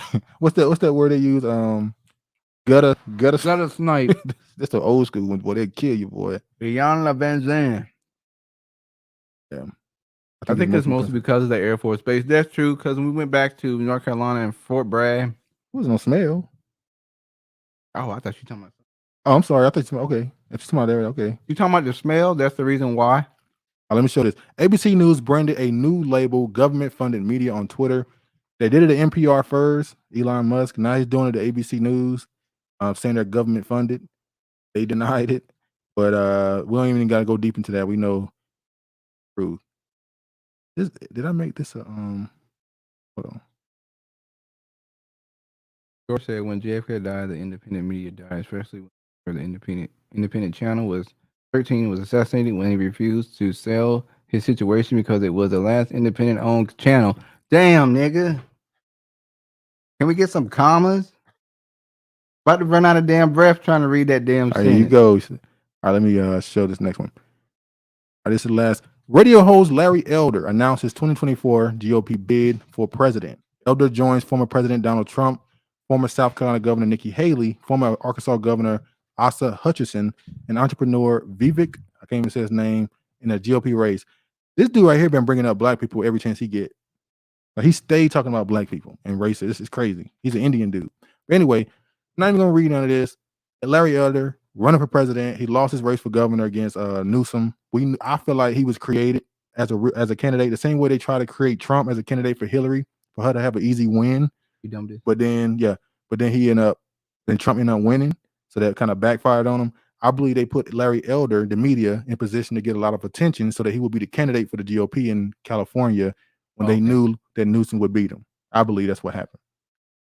But now he's running for president. I don't know why. I guess he's trying to get some more attention. So we'll see what happens with him. more than likely he won't even make it out of the primary. So, or the first round of primary, he would drop out first probably. Who would his base be? Who would Larry Elder's base be? It ain't even black conservatives, is it? Huh? It's not even black conservatives is his base, is it? Who is Larry Elder's base? I don't know what his base would be. Not for sure. It ain't the Trump people. So I don't know who would he think he's gonna take away from anybody. I type like I talk, Travis. Okay. All right, look at this. Take a breather. Nikki Haley faces backlash for wearing white dress to daughter's wedding. We don't give a damn about the wedding. We want to talk about the fact that she's clearly using this black dude as a 4 points politically by being all up on him at the wedding. He's clearly using that as a prop. He's a prop for her. She's glad her daughter married that black gentleman. Because when the picture started, everybody said that's the last thing off-white we looking at in the picture. The black dude is very off-white. But yeah, she's using him as for PR, so he willingly did it. So it is what it is. But she is kind of clutching him a little tight, ain't she? Remember what's that movie? With a big football player. Oh, you talking about the football player with Sandra Bullard. I can't think of the movie. It's a football movie. The big kid got help from the family, and Travis assumed he was fucking the mama and the daughter. They was all up on him in the pictures. It was kind of crazy. Somebody will know it. Oh, Lord. People said it makes sense when we moved here in the 80s, there were few black people. I thought the reason why there were so many people in Tacoma was because a lot of them was coming from California, and they was going to Tacoma and Portland, Oregon. Well, I know the West Coast in general, most of families come from they migrated up north. A lot of them come from Arkansas, Chicago, was it Mississippi? Not Memphis. Yeah, Memphis, Mississippi. Blindside. There you go. Blindside. That's it. Blindside. That movie Blindside. Another pink toe assassin. Pink toe. They be getting them out of here, boy. Yeah, I think that that picture is hella cringe. Yeah. You're doing too much all up on that. And then that's your daughter's husband. Why you all up on him in the picture? Like, that ain't you. You're like you getting remarried. But anyway, IRS agent seeks whistleblower protections to share allegations of mishandling in Hunter Biden probe. Yeah. Hold them down, baby. Let mama handle them. Where did that come from? Is that Mama's house? That was Don't Be a Menace. No, I think Big Mama's house. Don't hold them down, baby. Let mama handle them. That was Don't Be a Menace. When he went up to the girl's room, but the mama was there. Yeah. All right. So basically, the IRS Biden situation is getting a little bit. Most mainstream media ain't gonna talk about it. They just make some publications here and there, but they just. The Blind Side, I think, they kept the Negro in the closet and freed him a chicken and fed him chicken. you know that dude, the football player, he hates that movie because he said it made him like a big dumb dude. It did. In the movie, they had the little white boy teach him how to play football. It was crazy. George, he looked delicate. He looked touched.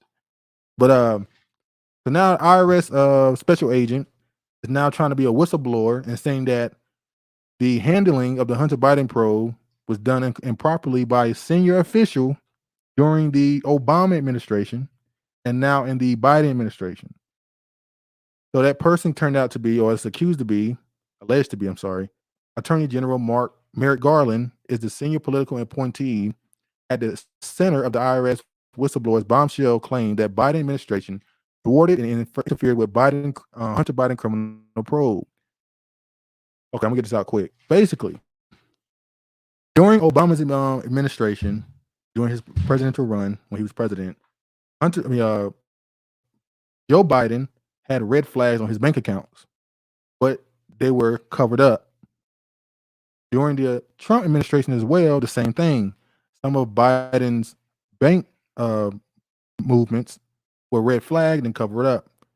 So now somebody is saying they know who did it. So how they said during the when they were going after Trump, the walls are closing in, and the walls did never close in. When they're saying the same thing for this, they're saying the wall is closing in, but we know Nothing's gonna happen. Nothing's gonna happen. Ex-top spy admits Hunter Biden laptop letter designed to influence 2020 election. Blinken involved. So basically, in his article, I'm not gonna read it. The CIA admitted that they lied when they wrote the letter saying that the laptop was fake. They admitted it was a lie, and they did it to help Biden. He admitted this. They literally said they did it to help Biden in the political race. Remember, they did a piece on that. Well, no, in New York. Not an actual CIA person is saying that it happened, and then they're saying Blinken is involved. But now they're saying there's 9 people involved in the Biden family that's laundering money and all that other stuff. Allegedly. So, and then the last thing we're gonna talk about was Trump and Biden. How Stormy Daniels sees it ending. The long afterlife of a forgettable fling with a reality television personality. Now, this was released. It's not forgettable because it's still being talked about. This was released on April 10th, 2023. Basically, in this article, Trump says she'll never forget the loving.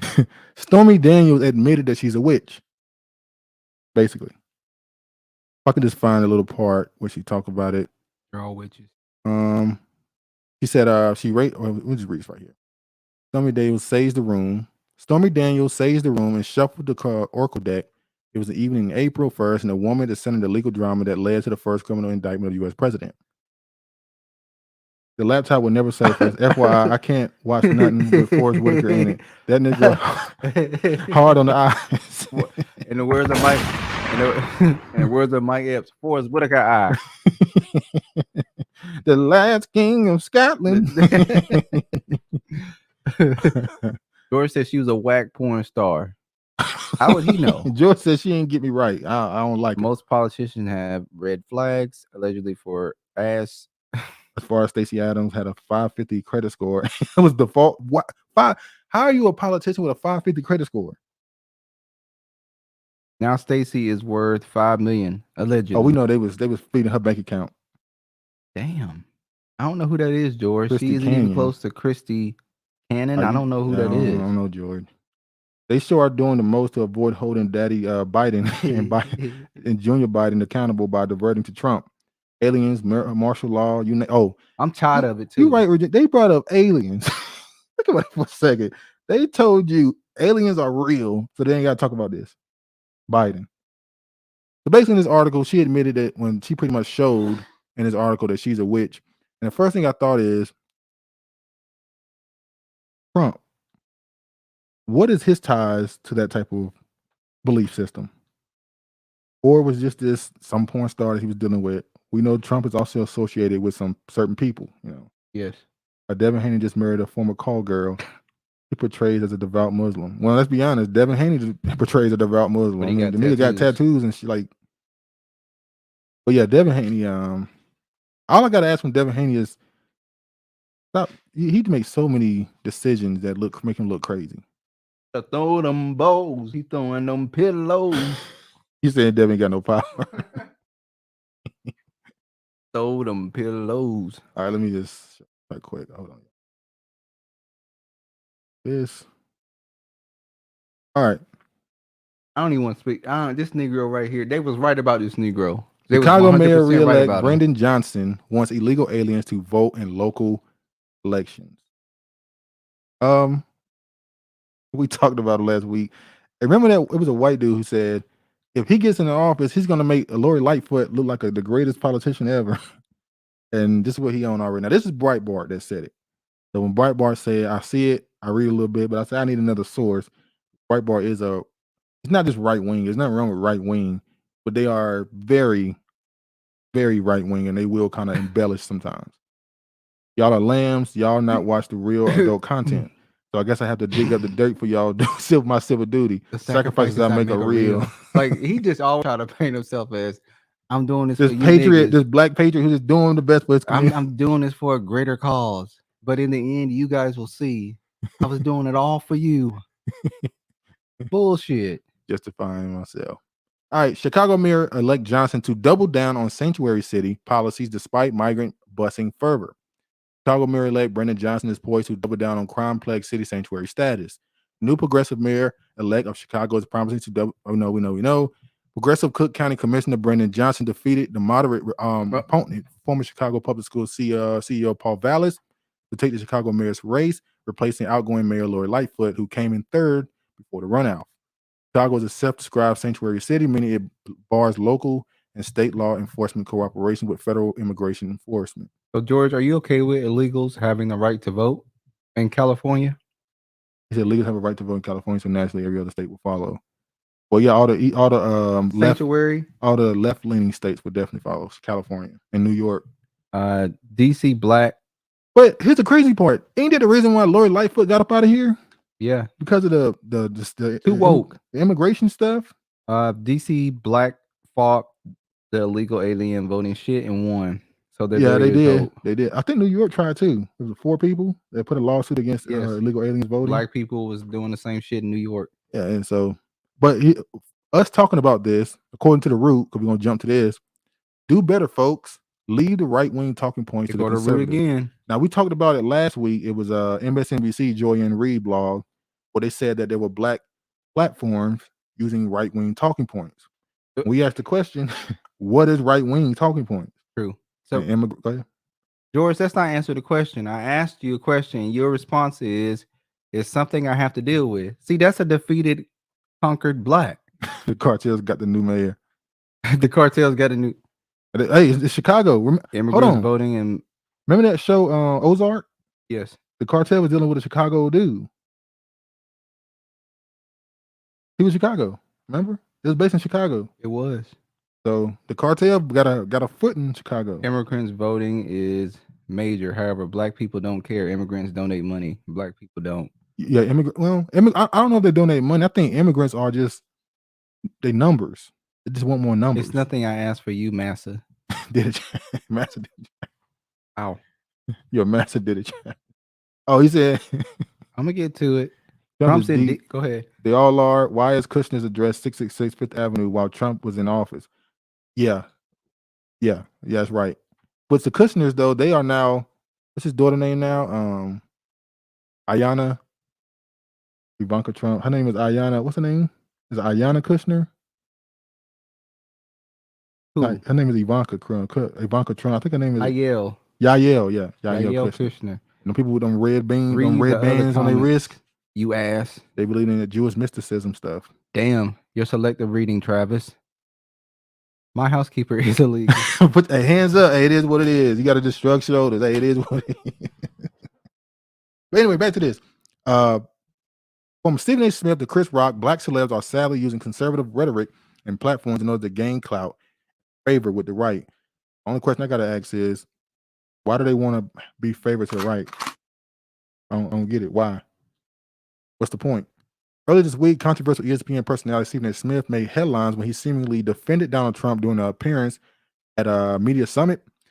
Trump used to throw out a lot of events at his casinos and stuff like that, and I genuinely liked them. I don't know who the guy was running. I didn't know the guy was running for president. I think he changed, but I will tell you this. I think when people call him racist and stuff like that, I've never thought of Trump that way. It's not, he's not against black people. He's against old things, not named Trump. However, the former president has a lengthy history of being both racist and selfish. So Stephen A. Smith defended him. And then you got Chris Rock who made the joke. And DJ Academics is going to Rumble and No Jumper. So they use the same talking points. Now, when you start seeing every platform saying the same thing, there's a narrative being created. So first we saw MSNBC, now we're seeing The Root. So when you start seeing news cycles like that, I mean, they're about to start pushing the narrative that right now they're saying black platforms and black celebrities. But every example is a man. So what are you going to start saying at some point? The Root been doing this type of shit. Man, nothing new under the sun with The Root. The Root kind of is who they are. Yeah, I agree. They call The Root because they like trying to put roots on you, messing with your mind. That's why they named it The Root. But here's here's Eric Adams. He's what they call the moderate now. They don't really like him no more. Listen to what Eric Adams had to say about gun violence and mass shootings.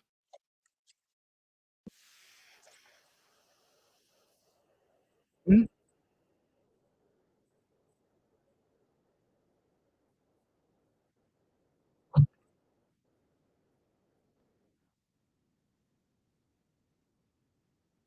So he's saying he don't want to follow right and take away and give everybody guns, and he don't want to fall to the left and take everybody guns, and how the average citizen we're stuck in the middle of all this mess.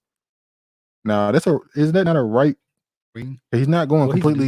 He's middle. He's saying he's middle, which is what they're all about to go that route. Now let's see what he had to say about immigration. Keep in mind, he is somebody who invited immigrants to his state. Remember, they were getting bussed there. He had no problem with it. Then he got mad at them because they were saying, give us food we actually want to eat. That they were throwing the sandwiches away. Think about it, going to somebody else's country for help. They give you food and you throw it away because you don't want it. Not because I don't eat no damn tuna. I don't eat no damn tuna. For Mark. Let me play what he had to say.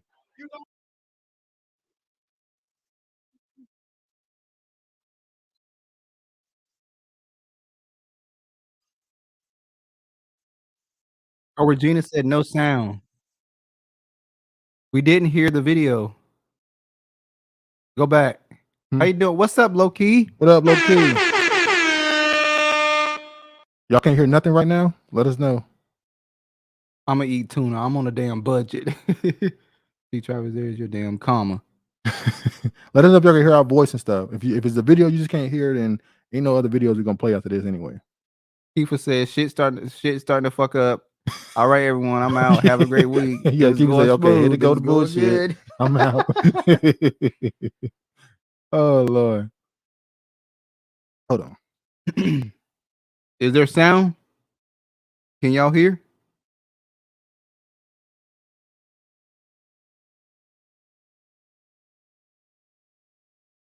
Okay, they can hear. I'm gonna hear the video. Okay, I think y'all can't hear the video. Okay, we'll just move forward.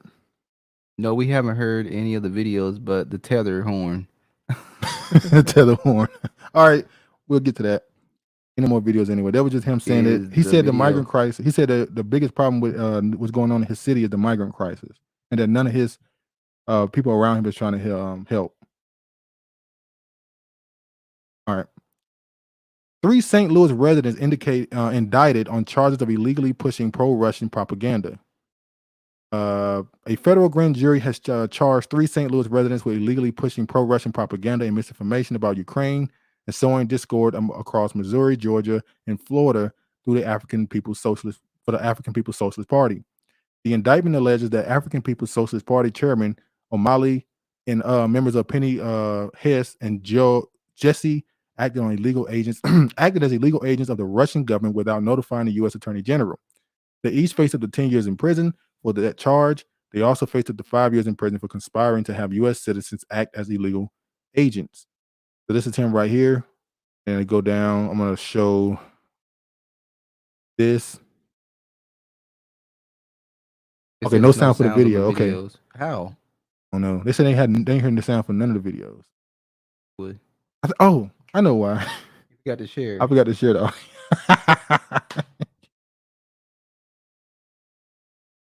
I'm sorry, y'all. Yeah, on StreamYard, you have to share the audio. I'm sorry. None of the videos said nothing that we didn't say, so it don't matter. All right. Eastwood, he brought that migrating shield himself. Big dummy. Stand for his son, LOL. Big dummy. Big dummy.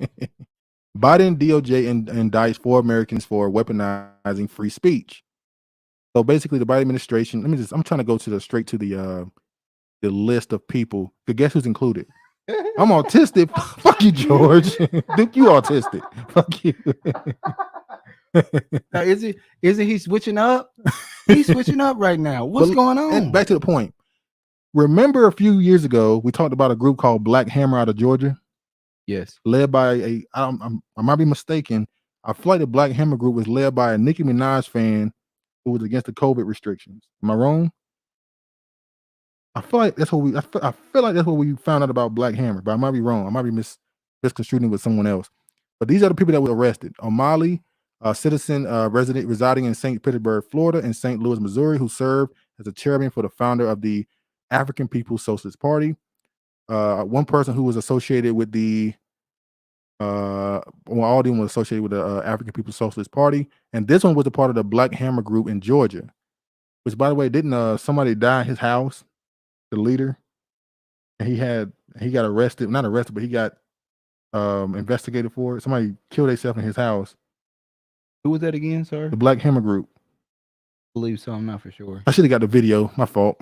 But yeah, they're charging 4 American citizens, black citizens, with being Russian spies, basically. This is the Biden administration. This is the guy, the leader of the group. I'm not gonna play the sound. You don't need to hear the sound. He's the leader of the African People's Socialist Party. I'm wrong. Yeah, I'm wondering is it a Black Hammer or is it another group? There was another group in Atlanta which was led by a Nicki Minaj fan who was against the COVID restrictions. He was out in front of the CDC. CDC. I think that you're right. I might be mistaking him. Black Hammer trying to get their polygamy on. There might be another group I'm thinking of. So all right, I'll make sure I check it. There might be another group I'm thinking of. Day online. Today is just catching. Oh, he said anybody can get it. All right, George. Anybody can get it. This is the Black Hammer page right here. What do you think about America? Give out no phase today. What do you think about Biden arresting or his DOJ indicting Black Americans for being Russian spies?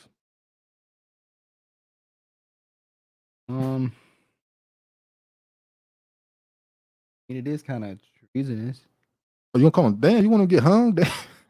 It is. Travis, in the country of America. I mean, if you don't fuck with America, then take your ass. Oh, you one of them? Pretty simple. Oh, okay, you one of them. All right, hold on. Let me show this right quick. Like if I'm not in agreement with America, I'm gonna take my ass somewhere else.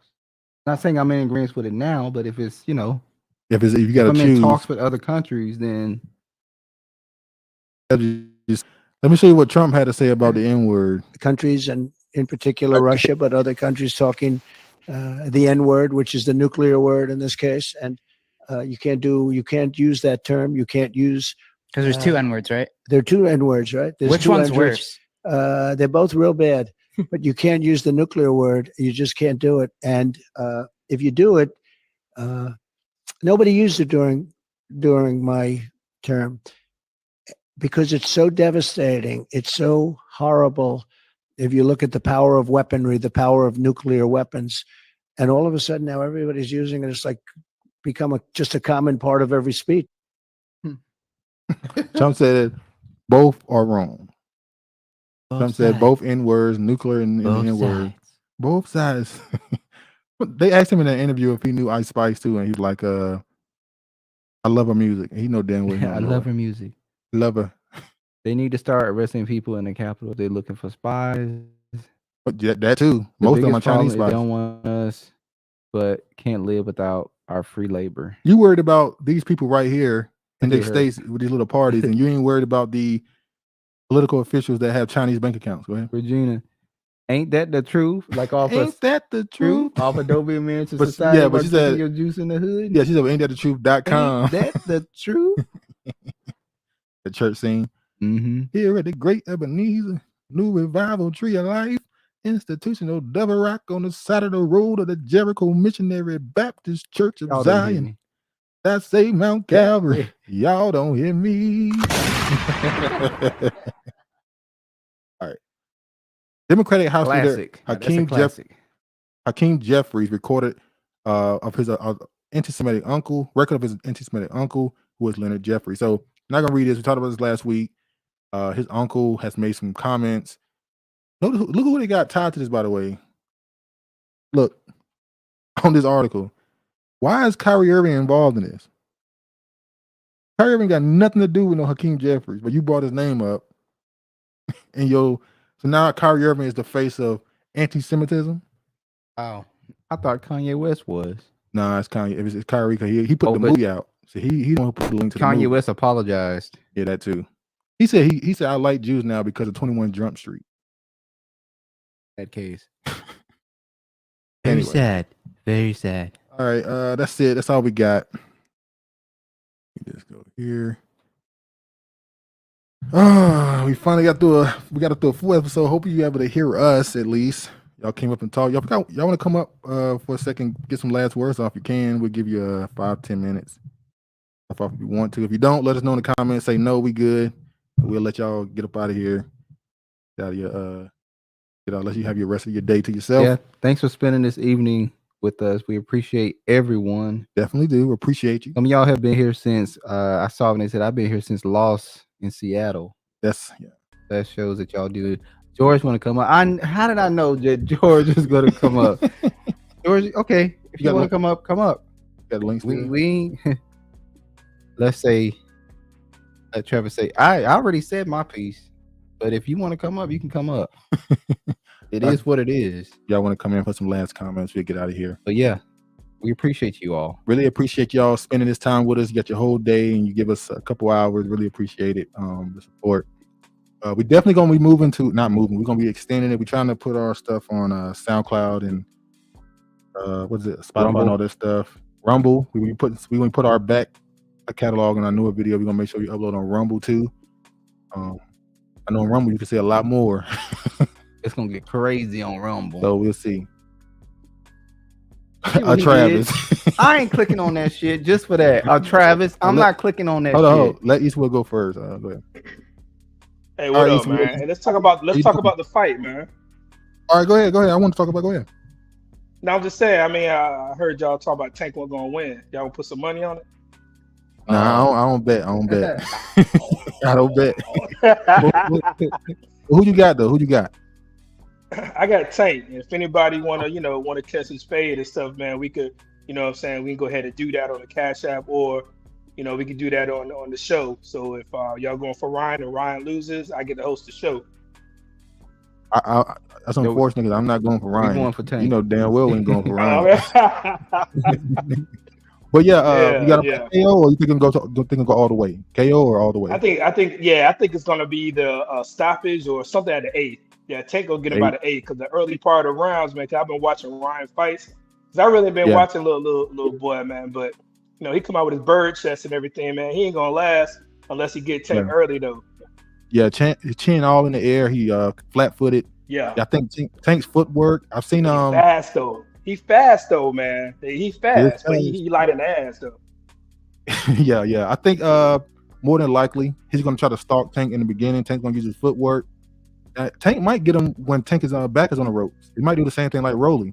He might walk into something. Yeah, that might happen. But I don't think he want to get, if Tank go against the ropes. I don't think he bought that life because he ain't got an inside fight game. He want to fight out in the middle so he can throw that left hook. Yeah, definitely. So, yeah, man. But yeah, we should do a watch along live, man. You know what I'm saying? I was thinking about that earlier, watch along with say that. I don't know. We might. Lost in the Script, the sports edition. Yeah. I was thinking a few months ago to start talking sports on a separate channel, but we'll see. Shit, if y'all do, man, include me, man, because I'm about to, say we talk about soccer too, so I got it all, though. I definitely will. Definitely, I'll hit you up if we decide to start the sports thing. Yeah. But I'm going to go ahead and drop off, man. But good show, though, man. I mean, y'all keep it popping there, man. It's good. It's finally good to hear George spit that fire, though. He did come across. I was like, oh, shit. I said, he all right, though. He came pretty hard over there, man. Y'all. I mean, you gonna get him back? He kind of won that round. Damn, bring him up. Damn, he said you won that round. That's fucked up. He said you lost that round. He did. I think he did, man. I'm being honest. He came in, threw his punches, and got the hell up out of there. I think he caught Travis off guard. We didn't expect him to be like that. He caught him. He just came in on him. He did catch me off guard. He hit him with a lot of uppercuts and hooks. He ain't throw no jabs at all. Travis was stunned, but he came in firing off, man. Like, oh shit, George got him. I want to drop George and call him a G. G got him. All right, let's go ahead. Let's see what George got to say right now. Then let's bring. All right. Hold on. What up, George? Give us your final words for the day, brother. Final words: don't be like a Travis, man. Do your math. Listen to motherfuckers when they speak. It don't matter if they got comments in there or not. Take your time and fucking read and do fucking research, man. Research is fundamental to motherfucking learning, nigga. Open up your mind, be black, bro. Black people in creative motherfucking education, language, and motherfucking reading and research. Do that shit. All right? Go ahead. You got anything you want to say to me, Travis? I'm right here. Nigga, fuck you. That's what you want to do, but that's what you're not going to do. You know what I'm saying? Because you're not. All right, George got his off. Oh, stop. All right, y'all. We're gonna get out of here now. Let y'all go. Really appreciate the support. Thank y'all for coming through, for giving us time of your day. Any last words you want to give them? Thanks for watching the channel. Have a blessed weekend, and we'll see you next week. All right, man. Y'all be safe. Nigga, we will be live again, George. He caught you off guard today. It's okay. He caught you off guard. It's fine. All praise to the Most High, and peace, man.